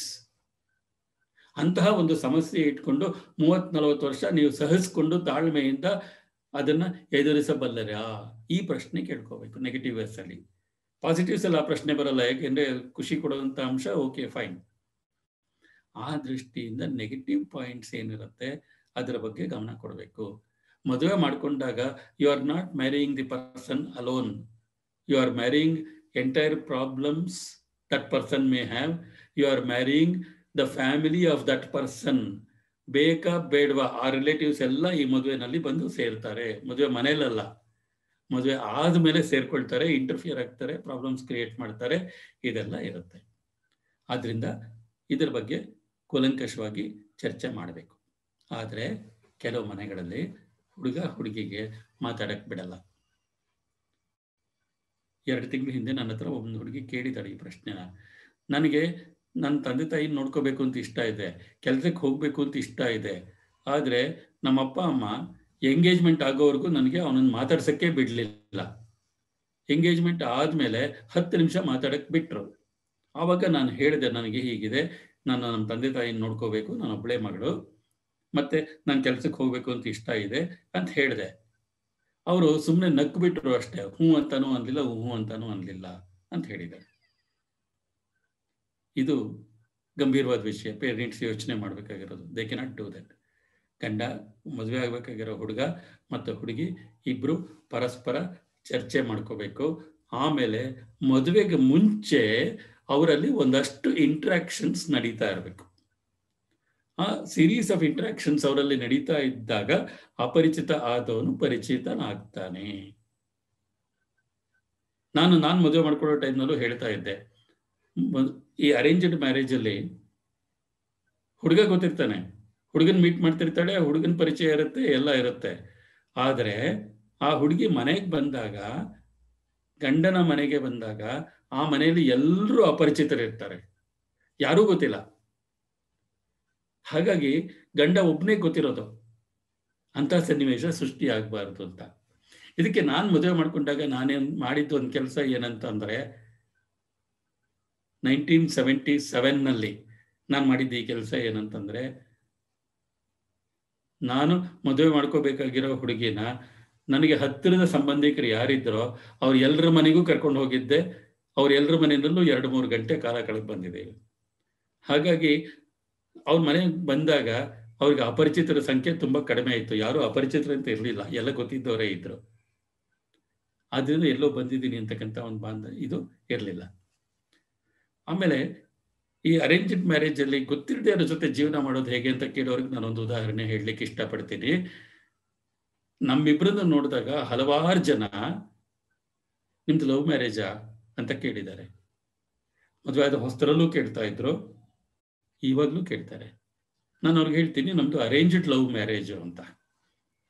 So it is possible to have a happy married life, to understand, to love in arranged marriages also, provided you are very clear about your priorities etcetera. ಅದಕ್ಕೆ ಆಮೇಲೆ ಮುಂದೆ ಬರ್ತೀನಿ. ಇನ್ನೊಂದು objection ಬರುತ್ತೆ. ಮೊದಲು promise ಮಾಡ್ತಾರೆ, ಏನ್ ಕೇಳಿದ್ರು ಎಸ್ ಅಂದ್ಬಿಡ್ತಾರೆ. ಅವ್ರ ಮನೇಲಿ ಹೇಳ್ಕೊಟ್ಟಿರ್ತಾರೆ, ಹೂ ಅಂತ ಅಂದ್ಬಿಡು, ಏನ್ ಕೇಳಿದ್ರು ಹೂ ಅನ್ನೋ, ಬೇಡ ಅಂತ ಅನ್ನಕ್ಕೆ ಹೋಗ್ಬೇಡ, ಮದುವೆ ಆಗ್ಲಿ ಆಮೇಲೆ ನೋಡ್ಕೊಳ್ಳೋಣ ಅಂತ ಹೇಳ್ಕೊಟ್ಟಿರ್ತಾರೆ ಅಂತ. ಮದುವೆ ಆದ್ಮೇಲೆ ಒಂದೊಂದೇ ಅಬ್ಜೆಕ್ಷನ್ ರೈಸ್ ಮಾಡ್ತಾರೆ. ಇಲ್ಲ ನೀ ಕೆಲ್ಸಕ್ಕೆ ಹೋಗ್ಬಾರ್ದು, ಇಲ್ಲ ನೀನ್ ಮನೇಲಿ ಇರ್ಬೇಕು. ಆವಾಗ ಹ್ಞೂ ಅಂದಿದ್ಯಲ್ಲ, ಆವಾಗ ಅಂದಿದ್ದೆ, ಈಗ ಪರಿಸ್ಥಿತಿ ಬೇರೆ, ಈಗ ಮನೇಲಿ ಇರಬೇಕು. ಈ ತರಹದ ಕೆಲವು ಬದಲಾವಣೆಗಳನ್ನ ತಂದು ಬಿಡ್ತಾರೆ ಅಂತ ಹೇಳ್ತಾರೆ. ಇದು ಎರಡೂ ಕಡೆ ಇದೆ, ಹುಡುಗಿಯರಲ್ಲೂ ಇದೆ, ಹುಡುಗರಲ್ಲೂ ಇದೆ. ಆದರೆ ಹುಡುಗರಲ್ಲಿ ಇದು ಸ್ವಲ್ಪ ಜಾಸ್ತಿ ನಮಗೆ ಯಾಕೆ ಕೇಳಿಸುತ್ತೆ ಅಂದರೆ ಆ ಹುಡುಗಿಯರು ಅದರ ಬಗ್ಗೆ ಕಂಪ್ಲೇಂಟ್ ಮಾಡ್ತಾರೆ. ಆಮೇಲೆ ಎಂಗೇಜ್ಮೆಂಟಲ್ಲಿ ನಾನು ಗಮನಿಸಿರೋದು ಒಂದೇನಂತಂದರೆ, ಹುಡುಗಿ ಮೇಲೆ ಒಂದಷ್ಟು ಕಂಪ್ಲೇಂಟ್ಗಳು ಮಾಡ್ತಾರೆ. ಇದು ನನಗೆ ಒಂದು 5-6 ಪ್ರಕರಣಗಳು ಬಂದಿದೆ. ಹುಡುಗ, ನಮ್ಮ ಅಮ್ಮ ನಿನಗೆ ಎಷ್ಟು ಸತಿ ಫೋನ್ ಮಾಡಿದ್ದಾರೆ, ನೀನು ತಗೊಳ್ಳೋದೇ ಇಲ್ಲ, ನೀನು ಯಾಕೆ ನಮ್ಮ ಅಮ್ಮಗೆ ಫೋನ್ ಮಾಡಲ್ಲ ಅಂತ ಜಗಳ ಆಡ್ತಾನೆ. ಇವಳ ಫೋನ್ ಕಾಲ್ ರೆಕಾರ್ಡ್ಸ್ ನೋಡಿದ್ರೆ ಅವ್ರ ಅಮ್ಮ ಫೋನೇ ಮಾಡಿಲ್ಲ. ಆದರೆ ಈ ಹುಡುಗಿನ ಮೊದಲಿಂದ ಕಂಟ್ರೋಲ್ ಮಾಡ್ಲಿಕ್ಕೆ ಶುರು ಮಾಡ್ತಾರೆ, ಗ್ಯಾಸ್ ಲೈಟಿಂಗ್. ಸೊ ಆ ತರಹ ಮಾಡೋದು ಒಂದು. ತಾಳಿ ಕಟ್ಟಕ್ಕೆ ಕೂಲಿನಲ್ಲಿ ಹಸೆ ಮನೆಗೆ ಬರೋದಕ್ಕೆ ಮುಂಚೆ ಹೇಗೆ ವರದಕ್ಷಿಣೆ ಕೇಳ್ತಾರೆ, ಹಾಗೆ ಇವತ್ತಿಗೂ ಎಂಗೇಜ್ಮೆಂಟ್ ಆದ್ಮೇಲೆ ಒಂದೊಂದೇ ಡಿಮ್ಯಾಂಡ್ಗಳು ಬರಲಿಕ್ಕೆ ಶುರುವಾಗತ್ತೆ. ಅಂತಹ ಸಂದರ್ಭದಲ್ಲಿ ಹೇಗೋ ಮಗಳು ಖುಷಿಯಾಗಿದ್ರೆ ಸಾಕು ಅಂತ ಹೇಳಿ ಅದನ್ನ ಪೂರೈಸಕ್ಕೆ ಹೋಗ್ತಾರೆ ಪೇರೆಂಟ್ಸು. ಅಂತಹ ಡಿಮ್ಯಾಂಡ್ಗಳು ಬಂದಾಗ ದಯವಿಟ್ಟು ಮದುವೆನ ಕ್ಯಾನ್ಸಲ್ ಮಾಡೋದು ಒಳ್ಳೆಯದು. ಇದು ನನ್ನ ಅನಿಸಿಕೆ. ಇಲ್ಲದೆ ಹೋದರೆ ಡಿಮ್ಯಾಂಡ್ಗಳು ಬರ್ತಾ ಇದೆ ಅಂತ ನೀವು ಪೂರೈಸಕ್ಕೆ ಹೋದರೆ ಡಿಮ್ಯಾಂಡ್ಗಳು ಇನ್ಕ್ರೀಸ್ ಆಗ್ತಾನೆ ಇರುತ್ತೆ. ಅದರಿಂದ ಅವರ ಉದ್ದೇಶ ಬೇರೆ ಅನ್ನೋದನ್ನ ಅರ್ಥ ಮಾಡ್ಕೋಬೇಕಾಗತ್ತೆ. ಯಾವಾಗ ಹುಡುಗಿ ಮೇಲೆ ಅಥವಾ ಹುಡುಗನ ಮೇಲೆ ಸುಳ್ಳು ಆರೋಪಗಳನ್ನ ಎಂಗೇಜ್ಮೆಂಟ್ ಪೀರಿಯಡ್ ಅಲ್ಲಿ ಮಾಡಲಿಕ್ಕೆ ಶುರು ಮಾಡ್ತಾರೆ, ಅದು ಕೂಡ ಒಂದು ಉತ್ತಮವಾದ ಅವಕಾಶ ಮದುವೆನ ರದ್ದುಪಡಿಸಕ್ಕೆ. ಇಲ್ಲದೆ ಹೋದ್ರೆ ಆಮೇಲೆ ಬರ್ತಾನೆ ಇರುತ್ತೆ. ಆಮೇಲೆ ಅರೇಂಜ್ಡ್ ಮ್ಯಾರೇಜಸ್ ಅಲ್ಲಿ ಕೂಡ ಎಷ್ಟೋ ಜನ ಸೊಸೆಯರು ತಮ್ಮ ಮಕ್ಕಳನ್ನ ಅಜ್ಜಿ ತಾತನ ಹತ್ರ ಹೋಗಕ್ಕೆ ಬಿಡಲ್ಲ ಅನ್ನೋ ಆಪಾದನೆ ಇದೆ. ಆಮೇಲೆ ಈ ಗಂಡನ್ಗೆ ತಲೆಯಲ್ಲಿ ವಿಷ ತುಂಬೋದು. ನಾನೊಂದು ಪ್ರೇಮ ವಿವಾಹದ ಪ್ರಕರಣದಲ್ಲಿ ನೋಡಿದ್ದೇನೆ. ಅವಳು ಬಾಣಂತಿ ಪಾಪ, ಅವಳಿಗೆ ಇಡೀ ದಿನ ಊಟ ಕೊಡ್ತಾ ಇರಲಿಲ್ಲ. ಅದೇ ಮಗ ರಾತ್ರಿ ಮನೇಲಿರೋನು, ರಾತ್ರಿ ಊಟ ಕೊಡೋರು. ಅದೇ ತರಹನೇ ಮನೆಯಲ್ಲಿರೋ ಸೊಸೆಯರು ಅತ್ತೆಗೆ ಊಟ ಕೊಡದೇ ಇರೋದನ್ನ ನೋಡಿದ್ದೀನಿ. ಇತ್ತೀಚೆಗೆ ರಿಪೋರ್ಟ್ ಆದ ಕೇಸಲ್ಲಿ 68 ವರ್ಷದ ಆಕೆ 28 kg ಇಳಿದಿತ್ತು ತೂಕ. ಯಾಕೆಂದ್ರೆ ಊಟನೇ ಕೊಟ್ಟಿರಲಿಲ್ಲ, ಕೆಲಸ ಮಾಡಿಸ್ಕೊಳ್ಳೋರು. ಅಕ್ಕಪಕ್ಕದ ಮನೆಯವ್ರು ನೋಡಿ ಕಂಪ್ಲೇಂಟ್ ಮಾಡಿದ್ರು. ಆ ಸೊಸೆಯಂತೂ ಹೊರಗೆ ನೋಡು, ಮಗ ಯಾಕೆ ಹೀಗೆ ಮಾಡ್ದ ಅನ್ನೋ ಪ್ರಶ್ನೆಗೆ ಇನ್ನೂ ಉತ್ತರ ಸಿಕ್ಕಿಲ್ಲ. ಇಂತಹ ಸಮಸ್ಯೆಗಳು ಎಲ್ಲಾ ಮದುವೆಗಳು, ಅರೇಂಜ್ಡ್ ಮ್ಯಾರೇಜ್ ಇರ್ಬೋದು, ಲವ್ ಮ್ಯಾರೇಜ್ ಇರ್ಬೋದು, ಅದರಲ್ಲೂ ಬರ್ತಾ ಇದೆ. ಇದು ಎರಡೂ ಅಲ್ಲದೆ ಮೂರನೇದೊಂದು ವರ್ಗ ಇದೆ, ನೋ ಮ್ಯಾರೇಜ್ ಅವರು. ಅಯ್ಯೋ, ಯಾರಿಗೆ ಬೇಕಾಗಿದೆ ಈ ಮದುವೆ, ಈ ಮಿಕ್ಕವರೆಲ್ಲ ಅನುಭವಿಸ್ತಿಲ್ವ ಅದು ನೋಡ್ಕೊಂಡು, ನಾನೀಗ ನೆಮ್ಮದಿಯಾಗಿದ್ದೀನಿ, ಯಾರನ್ನೋ ಮದುವೆ ಮಾಡಿಕೊಂಡು ನಾನು ಯಾಕೆ ನನ್ನ ನೆಮ್ಮದಿ ಕಳ್ಕೊಳ್ಳಿ ಅಂತ ಹೇಳೋರು ತುಂಬ ಜನ ಇದ್ದಾರೆ. ಹೀಗಾಗಿ ಸಾಮಾನ್ಯವಾಗಿ ಸಮಾಜದಲ್ಲಿ ಮದುವೆ ವಯಸ್ಸು ಅಂತ ನಾವು ಏನು ಕರಿತೀವಿ ಅದನ್ನು ದಾಟಿದವರು ಅನೇಕ ಜನ ಮದುವೆ ಬಗ್ಗೆ ತಲೆನೂ ಕೆಡಿಸ್ಕೋತಾ ಇಲ್ಲ, ನೆಮ್ಮದಿಯಾಗಿದ್ದವರು. ಯಾಕೆ ಅಂದರೆ ಅವ್ರಿಗಿರೋ ಕೆಲವು ಹೆದರಿಕೆಗಳಿದೆ. Fear of losing independence. ನಾನೀಗ ಇಂಡಿಪೆಂಡೆಂಟ್ ಆಗಿದ್ದೀನಿ, ನನಗೆ ಹೇಗೆ ಬೇಕೋ ಹಂಗೆ ನಡ್ಕೊಂಡು ಹೋಗ್ತಾ ಇದ್ದೀನಿ, ನನ್ನ ಜೀವನ ನಂದು. ಮದುವೆ ಮಾಡಿಕೊಂಡ್ರೆ ಯಾರಿಗೋ ಅಡಿಯಾಳಾಗಿರ್ಬೇಕು, ಅವ್ರು ಹೇಳ್ದಂಗೆಲ್ಲ ಕೇಳಬೇಕು, ಯಾಕೆ ಬೇಕು ಅಂತ. ಇನ್ನೊಂದು ಒಂದು ಸ್ಟೇಟಸ್ ಇದೆ, ಎಸ್ಪೆಷಲಿ ಹೆಣ್ಣು ಮಕ್ಕಳಿಗೆ ಒಂದು ಸ್ಟೇಟಸ್ ಇರುತ್ತೆ. ಆ ಸ್ಟೇಟಸ್ನ ಎಷ್ಟೋ ಗಂಡಂದ್ರು ರೆಸ್ಪೆಕ್ಟ್ ಮಾಡಲ್ಲ. ಆಮೇಲೆ ಅವ್ರ ಕೆಲಸ ಬಿಡಿಸ್ಬಿಡ್ತಾರೆ ಎಷ್ಟೋ ಜನ, ಇಲ್ಲ ಕೆಲ್ಸಕ್ಕೆ ಹೋಗ್ಬೇಡ ನೀನು ಅಂತ. ಕೆಲವು ಅಮ್ಮಂದ್ರು ಮಾತಾಡೋದು ನಾನು ಕೇಳಿದ್ದೀನಿ, ಅವ್ರ ಮಗ ಎಂಜಿನಿಯರು, ಅದರಿಂದ ಸೊಸೆನೂ ಎಂಜಿನಿಯರೇ ಬೇಕು, ಆದರೆ ಕೆಲ್ಸಕ್ಕೆ ಹೋಗ್ಬಾರ್ದು ಅಂತ. ಹಾಗಿದ್ರೆ ಎಂಜಿನಿಯರ್ ಕಟ್ಕೊಂಡು ಏನ್ ಮಾಡ್ತಾರೆ ಇವರು ಗೊತ್ತಿಲ್ಲ. ಈ ತರಹ ಒಂದು ಈಗೋಯಿಸ್ಟಿಕ್ ಡಿಮ್ಯಾಂಡ್ಗಳು ಇದೆ. ಮತ್ತೆ ಆ ಹೆಣ್ಣು ಮಕ್ಕಳಿಗೆ ಏನನ್ಸುತ್ತೆ, ನಾನು ಎಷ್ಟು ಚೆನ್ನಾಗಿ ಕೆಲಸ ಮಾಡ್ಕೊಂಡಿದ್ದೆ, ನನ್ನ ಕೆಲಸನೂ ಇಲ್ಲ, ಇಂಡಿಪೆಂಡೆನ್ಸೂ ಇಲ್ಲ, ಈ what am I doing here ಅನ್ನೋ ಪ್ರಶ್ನೆ ಬರುತ್ತೆ. ಆ ಕಾರಣಕ್ಕೆ ಹಲವಾರು ಜನ ಮದುವೆ ಮಾಡ್ಕೊಳ್ತಿಲ್ಲ. ಯಾಕೆ ಅಂತಂದ್ರೆ ಅವರ ಸುತ್ತಮುತ್ತ ಇರೋರು ಏನು ಅನುಭವಿಸ್ತಿದ್ದಾರೆ ಅನ್ನೋದನ್ನ ನೋಡಿಕೊಂಡು, ಅವ್ರ ಮನೆಯಲ್ಲಿ ಏನೆಲ್ಲ ಅನುಭವಗಳಾಗಿದೆ ಅನ್ನೋದನ್ನ ನೋಡಿಕೊಂಡು ಕೆಲವರು I don't want to get married ಅನ್ನೋ ತೀರ್ಮಾನಕ್ಕೆ ಬಂದ್ಬಿಟ್ಟಿದ್ದಾರೆ. ಇನ್ನೊಂದು ಸ್ಯಾಕ್ರಿಫೈಸಸ್ ಡಿಮ್ಯಾಂಡೆಡ್. ಮದುವೆ ಆದ್ಮೇಲೆ ಕೆಲವು ಸ್ಯಾಕ್ರಿಫೈಸಸ್ ಮಾಡಬೇಕಾಗತ್ತೆ. ಯಾಕೆ ಬೇಕು? ಅತ್ತೆ ಸೊಸೆ ಜಗಳ ಆದರೆ ಮಗನಿಗೆ ಪ್ರಾಬ್ಲಮ್ಮು. ಹೆಂಡತಿ ಕಡೆನೂ ಮಾತಾಡೋಗಿಲ್ಲ, ಅತ್ತೆ ಕಡೆನೂ ಮಾತಾಡೋಗಿಲ್ಲ. ಅತ್ತೆಗೆ ಅಮ್ಮಂಗೆ ಸಪೋರ್ಟ್ ಮಾಡಿದ್ರೆ ಹೆಂಡತಿಗೆ ಸಿಟ್ಟು ಬರುತ್ತೆ, ಹೆಂಡತಿಗೆ ಸಪೋರ್ಟ್ ಮಾಡಿದ್ರೆ ಅಮ್ಮಂಗೆ ಸಿಟ್ಟು ಬರುತ್ತೆ. ಕೈಲಾಸಮ್ಮ ಅವ್ರು ಹೇಳ್ತಿದ್ದಂಗೆ ಒಂದು ಕಡೆ ಸಿಲ್ಲ, ಒಂದು ಕಡೆ ಶೆರೆಫ್ ಡೇಸ್. ಸಿಲ್ಲಾನು ಡಾಡ್ಜ್ ಮಾಡಬೇಕು, ಶೆರೆಫ್ ಡೇಸು ಡಾಡ್ಜ್ ಮಾಡಬೇಕು, ಮಧ್ಯದಲ್ಲಿ ಇವನು ಒದ್ದಾಡಬೇಕು ಅಂತ. ಇದು ಯಾರಿಗೆ ಬೇಕಿದೆ ಅಂತ. ಹೆಣ್ಮಕ್ಳು ನಾವು ಅನೇಕ ವಿಷಯಗಳನ್ನ ಸ್ಯಾಕ್ರಿಫೈಸ್ ಮಾಡಬೇಕಾಗತ್ತೆ. ಬೇಡ, ನಾನು ಯಾಕೆ ಸ್ಯಾಕ್ರಿಫೈಸ್ ಮಾಡಲಿ, ನನ್ನ ಗೋಲ್ ನನಗಿದೆ ಅಂತ. ಇನ್ನೊಂದು ರೆಸ್ಪಾನ್ಸಿಬಿಲಿಟಿ, ಹೊಸ ರೆಸ್ಪಾನ್ಸಿಬಿಲಿಟಿಗಳು ಬರುತ್ತೆ. ಇದನ್ನ ನಾನು ನಿರ್ವಹಿಸಬಲ್ಲೆನಾ? ಕೆಲವರಿಗೆ ರಿಲಕ್ಟೆನ್ಸ್ ಟು ಟೇಕ್ ರೆಸ್ಪಾನ್ಸಿಬಿಲಿಟೀಸ್, ಇನ್ ಕೆಲವರಿಗೆ fear of discharging that responsibility. No, I don't think I can manage this ಅಂತ. ಆ ಕಾರಣಕ್ಕೂ ಅನೇಕ ಜನ ಮದುವೆ ಮಾಡ್ಕೋಬಾರ್ದು ಅಂತ ಡಿಸೈಡ್ ಮಾಡ್ತಾರೆ. ಅನೇಕ ಹೆಣ್ಣು ಮಕ್ಕಳಿಗೆ ಫಿಯರ್ ಆಫ್ ಪ್ರೆಗ್ನೆನ್ಸಿ ಇದೆ. ಅವರ ಸಮೀಪದಲ್ಲಾಗಿರ್ತಕ್ಕಂಥ ಹಲವಾರು ವಿಷಯಗಳನ್ನು ನೋಡಿದಾಗ ಅವರಿಗೆ ಫಿಯರ್ ಆಫ್ ಪ್ರೆಗ್ನೆನ್ಸಿ ಇದೆ. Many girls are afraid of being body shamed by the husbands. ಯಾಕೆ ಅಂತಂದ್ರೆ ಅವರ ಹತ್ತಿರದ ಗೆಳತಿಯರು ಅವರ ಗಂಡಂದ್ರಿಂದ ಬಾಡಿ ಶೇಮ್ ಮಾಡಿಸ್ಕೊಂಡು ನರಳುತ್ತಾ ಇರೋದನ್ನ ನೋಡಿದ್ದಾರೆ.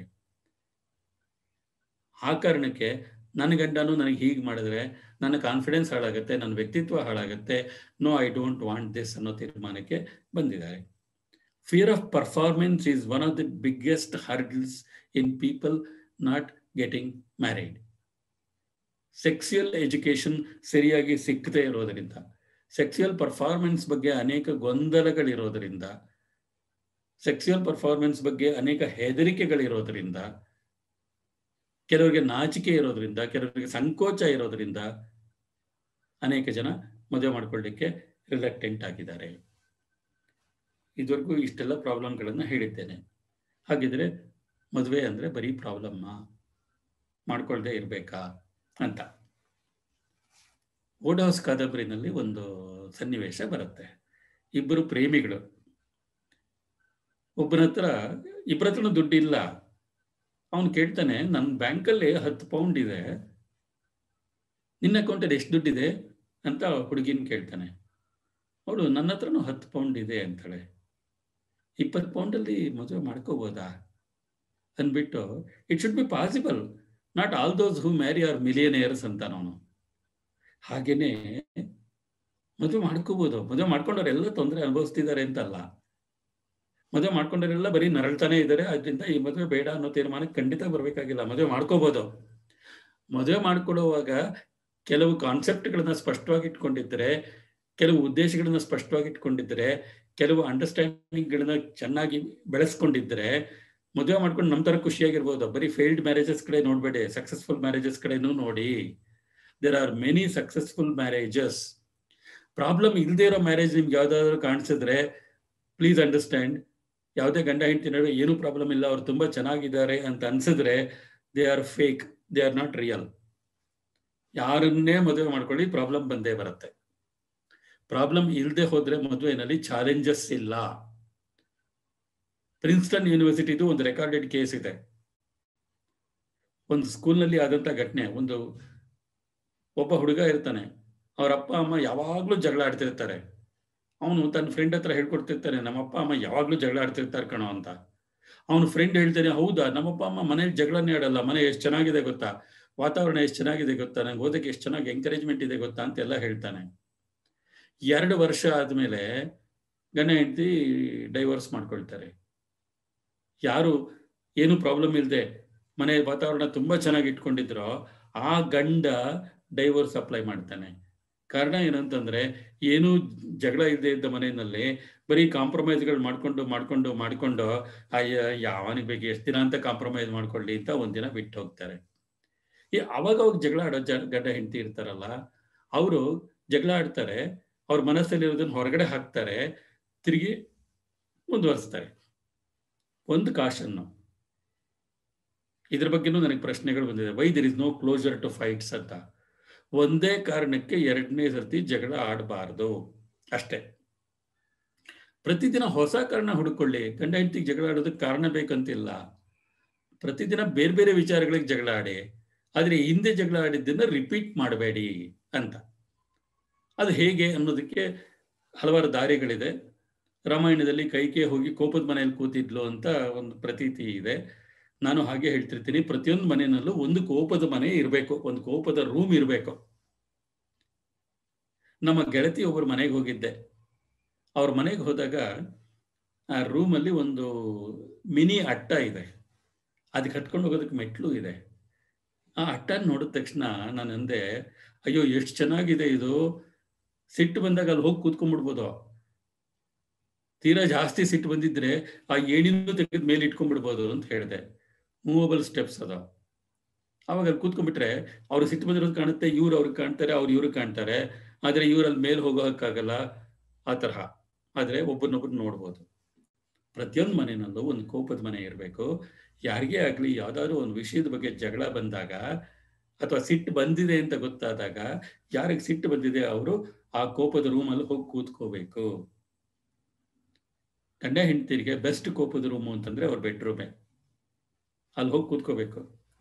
ಯಾರಾದ್ರೂ ಸಿಟ್ಟು ಬಂದಿರೋರು ಅಲ್ಲಿ ಹೋಗಿ ಕೂತ್ಕೊಂಡಾಗ 15 ನಿಮಿಷ ಆದ್ರೂ ಅವ್ರು ಆಚೆ ಬರ್ಲಿಲ್ಲ ಅಂದ್ರೆ ಇನ್ನೊಬ್ರು ಒಳಗಡೆ ಹೋಗ್ಬೇಕು.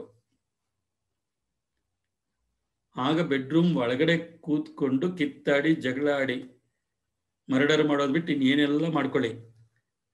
ಆಮೇಲೆ ನಗ್ನಗ್ತಾ ಕೈ ಹಿಡ್ಕೊಂಡು ಆಚೆ ಬನ್ನಿ. ಬೇರೆಯವ್ರ ಎದುರುಗಡೆ ಜಗಳ ಶುರು ಮಾಡಿಕೊಂಡ್ರೆ ಈಗೂ ಅಡ್ಡ ಬರುತ್ತೆ. ಸೋಲಬಾರದು ಅನ್ನೋ ಉದ್ದೇಶದಿಂದ ಜಗಳಗಳು ಮುಂದುವರಿಯುತ್ತೆ. ಬೇರೆಯವರು ಅದನ್ನ ಮುಂದುವರಿಯೋದಕ್ಕೆ ಸಹಕರಿಸ್ತಾರೆ. ಅದನ್ನ ಅವಾಯ್ಡ್ ಮಾಡಬೇಕು ಅಂದ್ರೆ ನಿಮ್ಮ ಜಗಳವನ್ನ ಖಾಸಗಿಯಾಗಿ ನಿಮ್ಮ ಬೆಡ್ರೂಮಲ್ಲಿ ಆಡ್ಕೊಂಡ್ರೆ ಬಗೆಹರಿಸೋದಕ್ಕೆ ಪ್ರಯತ್ನ ಪಡಿ, ತಪ್ಪು ಹುಡುಕಕ್ಕೆ ಪ್ರಯತ್ನ ಪಡಬೇಡಿ. ಹುಡುಗಿ ಅಪ್ಪ ಅಮ್ಮನ್ನ ದೂಷಿಸೋದ್ರಿಂದ ಸಮಸ್ಯೆಗಳು ಉಂಟಾಗೋದು ತುಂಬಾ. ನಿಮ್ಮಮ್ಮ ನಿಂಗೇನು ಹೇಳ್ಕೊಟ್ಟಿಲ್ಲ, ನಿಮ್ಮಪ್ಪ ಸರಿಯಾಗಿ ಕಲಿಸಿಲ್ಲ, ನಿನ್ ಸರಿಯಾಗಿ ಸಾಕಿಲ್ಲ ಅಂತ ಹುಡುಗಿಯರನ್ನ ಹೆಂಡತಿಯರನ್ನ ಬೈಯೋರು ತಾವು ಎಷ್ಟು ಮಟ್ಟಿಗೆ ಒಳ್ಳೆತನ ಬೆಳೆಸ್ಕೊಂಡಿದ್ದೀರಿ, ಎಷ್ಟು ಚೆನ್ನಾಗಿ ಬೆಳೆಸ್ತಿದ್ದಾರೆ ತಮ್ಮನ್ನ ಅನ್ನೋದನ್ನು ನೋಡ್ಬೇಕು. ಅದಕ್ಕೆ ಹೆಣ್ಮಕ್ಳು ಜೋಕು ಮಾಡ್ತಾ ಇದ್ದಾರೆ ಈಗ, ನನಗೆ ಹೇಳಕ್ ಬರಬೇಡಿ, ನೀವು ಸಾಕಿರೋ ಮಗನ್ನ ತಿದ್ದೋದಕ್ಕೆ ನಾನು ಇನ್ನೂ ಕಷ್ಟಪಡ್ತಿದ್ದೀನಿ ಅಂತ ಹೇಳೋ ಸೊಸೆಯರಿದ್ದಾರೆ. ಆದ್ರಿಂದ ಮಕ್ಕಳಿಗೆ ಆಯಾ ವಯಸ್ಸಿನ ಜವಾಬ್ದಾರಿಗಳನ್ನ ಕಲಿಸ್ಬೇಕು. ಆಯಾ ಪಾತ್ರಗಳನ್ನ ನಿರ್ವಹಿಸ್ತಕ್ಕಂಥ ಒಂದು ಕೌಶಲ್ಯವನ್ನ ಅವರಲ್ಲಿ ತುಂಬಬೇಕು. ಎಲ್ಲ ಸಮಸ್ಯೆಯನ್ನು ನಾವು ಬಗೆಹರಿಸ್ತೀವಿ ಅಂತ ಇವ್ರ ಮುಂದೆ ಹೋಗೋದಲ್ಲ. ಆದ್ರಿಂದ ಮೊದಲನೇ ಪರಿಹಾರಗಳಲ್ಲಿ ಮೊದಲನೇದೇನಂದ್ರೆ ಸಕ್ಸಸ್ಫುಲ್ ಮ್ಯಾರೇಜಸ್ ಕಡೆ ನೋಡಬೇಕು. ಎರಡನೇದು, ಯಾವ ನೆಗೆಟಿವಿಟೀಸ್ ಬರುತ್ತೆ ಅದನ್ನ ಅಂದಾಜು ಮಾಡಿಕೊಂಡು ಈ ಸಮಸ್ಯೆಗಳ ಜೊತೆ ನಾನು ನನ್ನ ಜೀವಮಾನ ಪೂರ್ತಿ ಕಳೆಯೋದಕ್ಕೆ ಆಗತ್ತಾ, ಅಷ್ಟು ತಾಳ್ಮೆ ನನಗಿದೆಯಾ, ಅಷ್ಟು ತಾಳ್ಮೆಯ ಅಗತ್ಯ ಇದೆಯಾ ಅನ್ನೋ ಪ್ರಶ್ನೆ ಕೇಳ್ಕೊಂಡು ಆಮೇಲೆ ನಿರ್ಧಾರ ತೆಗೆದುಕೊಳ್ಳಿ. ಅನೇಕ ಹೆಣ್ಮಕ್ಳು ಇನ್ನೊಂದು ತಪ್ಪು ಕೆಲಸ ಮಾಡ್ತಾರೆ, ದಯವಿಟ್ಟು ಮಾಡಬೇಡಿ. ನೀವು ಪ್ರೀತಿಸೋ ಹುಡುಗನ ಹತ್ರ ಅಥವಾ ನೀವು ಮದುವೆ ಮಾಡ್ಕೊಂಡಿರ್ಬೇಕು ಅಂತ ಅನ್ಕೊಂಡಿರೋ ನಿಮ್ಮ ಫಿಯಾನ್ಸಿ ಹತ್ರ ನಿಮ್ಮ ಎಲ್ಲ ದೌರ್ಬಲ್ಯಗಳನ್ನು ಹಂಚ್ಕೊಂಡು ಬಿಡ್ಬೇಡಿ. ನಮ್ಮ ಮನೇಲಿ ನಂಗೆ ಯಾರು ರೆಸ್ಪೆಕ್ಟ್ ಕೊಡಲ್ಲ, ನಮ್ಮ ಮನೇಲಿ ನಂಗೆ ಯಾರು ಸಪೋರ್ಟ್ ಮಾಡಲ್ಲ, ನಾನು ಒಂಟಿ ಆಗ್ಬಿಟ್ಟಿದ್ದೀನಿ, ಅದಕ್ಕೆ ನಿನ್ನಿಂದ ಸಪೋರ್ಟ್ ಎಕ್ಸ್ಪೆಕ್ಟ್ ಮಾಡ್ತೀನಿ ಅಂತ ಹೇಳಿ ನಿಮ್ಮ ಎಲ್ಲ ವೀಕ್ನೆಸ್ಗಳನ್ನು ಹೇಳ್ಕೊಂಡಾಗ ನಿಮ್ಮ ಜುಟ್ಟನ್ನ ಅವ್ರ ಕೈಯಲ್ಲಿ ಕೊಡ್ತಾ ಇದ್ದೀರಿ. ದಯವಿಟ್ಟು ನಿಮ್ಮ ಎಲ್ಲ ವೀಕ್ನೆಸ್ಗಳನ್ನು ನಿಮ್ಮ ಪ್ರೇಮಿ ಹತ್ರ ಆಗಲಿ, ನೀವು ಮದುವೆ ಮಾಡ್ಕೊಳ್ಳೋ ಹುಡುಗನ ಹತ್ರ ಆಗಲಿ ಹಂಚ್ಕೋಬೇಡಿ. ನಿಮ್ಮ ಶಕ್ತಿಯನ್ನು ಹೇಳಿ, ಆದರೆ ನಿಮ್ಮ ದೌರ್ಬಲ್ಯಗಳನ್ನ ನಿಮ್ಮ ಹತ್ರ ಇಟ್ಕೊಳ್ಳಿ. ಅದನ್ನು ಓವರ್ಕಮ್ ಮಾಡೋಕ್ಕೆ ಏನು ಬೇಕೋ ಆ ಪ್ರಯತ್ನ ಮಾಡಿ. ಆಮೇಲೆ ಇದು ಅನೇಕ ಹೆಣ್ಣು ಮಕ್ಕಳಿಗೆ ನಾನು ಕೊಡ್ತಕ್ಕಂಥ ಉಪದೇಶ, ಬಹಳ ವರ್ಷಗಳಿಂದ ಮಾಡ್ಕೊಂಡು ಬಂದಿರೋದು.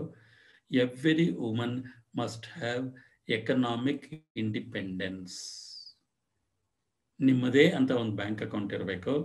ಆ ಬ್ಯಾಂಕ್ ಅಕೌಂಟಲ್ಲಿ ನಿಮ್ಮ ರೈನಿ ಡೇಸ್ಗೆ ಅಂತ ಒಂದಷ್ಟು ದುಡ್ಡು ತೆಗೆದಿಟ್ಟಿರಬೇಕು. ಅದು ಯಾರಿಗೂ ಗೊತ್ತಾಗಬಾರದು. ಮನೆಯಲ್ಲಿ ಅಪ್ಪ ಅಮ್ಮಂಗೂ ಹೇಳಬೇಡಿ, ಕಟ್ಕೊಂಡು ಗಂಡನಿಗೂ ಹೇಳಬೇಡಿ, ಅತ್ತೆ ಮಾವಂಗೂ ಹೇಳಬೇಡಿ. ಈ ಸೀಕ್ರೆಟ್ ಅಕೌಂಟು ನಿಮ್ಮಲ್ಲೇ ಇರಬೇಕು. ಈ ಅಡ್ವೈಸು ಆಕ್ಚುಲಿ ಮೈತ್ರಿ ನನಗೆ ಕೊಟ್ಟಿದ್ಲು, ನಿಮ್ಮದಂತ ಒಂದು ಸೀಕ್ರೆಟ್ ಅಕೌಂಟ್ ಇಟ್ಕೊಳ್ಳಿ, ಅದ್ರ ಬಗ್ಗೆ ಯಾರಿಗೂ ಹೇಳಬೇಡಿ ಅಂತ ಅವಳು ಹೇಳ್ತಾ ಇದ್ಲು. ಆಮೇಲೆ ಮದುವೆ ಆದಮೇಲೆ ಫೈನಾನ್ಸಸ್ ಯಾವ ರೀತಿ ಹಂಚಿಕೆ ಆಗಬೇಕು ಅನ್ನೋದನ್ನ ಡಿಸ್ಕಸ್ ಮಾಡ್ಕೊಳ್ಳಿ. ಅಲ್ಲಿ ನನ್ನ ದುಡ್ಡು ನಿನ್ನ ದುಡ್ಡು ಅಂತ ಜಗಳ ಆಡೋದ್ರ ಬದಲಿಗೆ ಯಾರಿಗೆ ಉಳಿತಾಯ ಮಾಡ್ಲಿಕ್ಕೆ ಬರುತ್ತೆ ಅವ್ರ ಹಣ ಒಂದ್ ಕಡೆ ಇರಲಿ, ನಂತರ ಯಾರು ಯಥೇಚ್ಛವಾಗಿ ಖರ್ಚು ಮಾಡ್ಕೊಂಡು ಹೋಗ್ತಾರೆ ಉಳಿತಾಯ ಮಾಡಕ್ಕೆ ಬರದೆ, ಅವರು ಮನೆಗೆ ಖರ್ಚು ಮಾಡಿ. ಇದು ಮುಖ್ಯವಾದ ಅಂಶ. ಅಲ್ಲಿ ನನ್ನ ದುಡ್ಡು ನಿನ್ ದುಡ್ಡು ಅನ್ನೋದು ಬರಬಾರದು. ಆಮೇಲೆ ಫೈನಾನ್ಸಸ್ನ ಪ್ಲಾನ್ ಮಾಡಬೇಕು.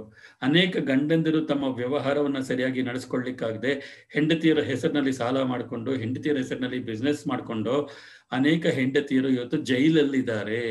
ಯಾಕೆಂದ್ರೆ ಗಂಡ ಹೇಳಿದ ಕಡೆ ಕಣ್ಣು ಮುಚ್ಕೊಂಡು ಸೈನ್ ಹಾಕಿದ್ರು ಅವರು. ದಯವಿಟ್ಟು ನಿಮ್ಮನ್ನು ನಂಬ್ಕೊಂಡು ಬಂದವ್ರಿಗೆ ಈ ತರ ದ್ರೋಹ ಮಾಡಬಾರ್ದು ಅನ್ನೋದನ್ನ ಹೇಳಲಿಕ್ಕೆ ಇಷ್ಟಪಡ್ತೀನಿ. ಮತ್ತು ನೀವು ಕಣ್ಣು ಮುಚ್ಕೊಂಡು ಗಂಡ ಹೇಳಿದ ಕಡೆ ಎಲ್ಲ ಸೈನ್ ಹಾಕಕ್ಕೆ ಹೋಗ್ಬೇಡಿ. ಏನು ಯಾಕೆ ಅಂತ ತಿಳ್ಕೊಂಡು ಸೈನ್ ಹಾಕೋದನ್ನ ಅಭ್ಯಾಸ ಮಾಡ್ಕೊಳ್ಳಿ. ಇನ್ ಕೆಲವ್ರು ಏನ್ ಮಾಡಿದ್ದಾರೆ, ಮನೆ ಕಟ್ಸ್ಬಿಟ್ಟಿದ್ದಾರೆ, ಹೆಂಡತಿ ಸಂಬಳದಲ್ಲಿ ಆ ಮನೆ ಸಾಲ ಎಲ್ಲ ಕ್ಲಿಯರ್ ಆಗ್ತಾ ಇದೆ. ಇವರು ಬೇರೆ ಹೆಣ್ಮಕ್ಳ ಜೊತೆ ವ್ಯವಹಾರ ಇಟ್ಕೊಂಡು ಪ್ರೇಮ ವ್ಯವಹಾರದ ಸಲ್ಲಾಪಗಳನ್ನ ನಡೆಸ್ಕೊಂಡು ಹೋಗ್ತಾ ಇದ್ದಾರೆ. ಇವರನ್ನ ಇಗ್ನೋರ್ ಮಾಡ್ತಾ ಇದ್ದಾರೆ, ಮನೆ ಖರ್ಚಿಗೂ ದುಡ್ಡು ಕೊಡ್ತಾ ಇಲ್ಲ. ಇಂತಹ ಸಮಸ್ಯೆಗಳು ಇದೆ. ಇಂಥದ್ದೆಲ್ಲ ಬಂದಾಗ ನಿಮ್ಮ ಕಾಲ ಮೇಲೆ ನಿಂತ್ಕೊಳ್ತಕ್ಕಂಥ ಒಂದು ಶಕ್ತಿನ ಹೆಣ್ಮಕ್ಳು ಬೆಳೆಸ್ಕೊಂಡಿರ್ಬೇಕು. ಆಮೇಲೆ ಜಗಳಗಳ ಆಗತ್ತೆ ಅನ್ನೋದಕ್ಕೆ ಪ್ರಾವಿಷನ್ ಇಟ್ಕೊಳ್ಳಿ. ಜಗಳಕ್ಕೆ ಬೇಡ ಅಂದ್ರೂ ಜಗಳ ಆಗೇ ಆಗತ್ತೆ. ಆದರೆ ಜಗಳ ಯಾವುದಾದ್ರೂ ವಿಷಯದ ಮೇಲೆ ಇರಬೇಕೇ ಹೊರತು ದೂಷಣೆಗಳನ್ನ ಮಾಡಬಾರ್ದು. ನಿಂದು ತಪ್ಪು ಅಂತ ಹೇಳಿ ಇನ್ನೊಬ್ಬರು ತಪ್ಪನ್ನು ಒಪ್ಕೊಳ್ಳೋ ಥರ ಮಾಡ್ಬಿಡ್ತೀನಿ ಅನ್ಕೊಂಡು ಹೋಗ್ಬಾರ್ದು.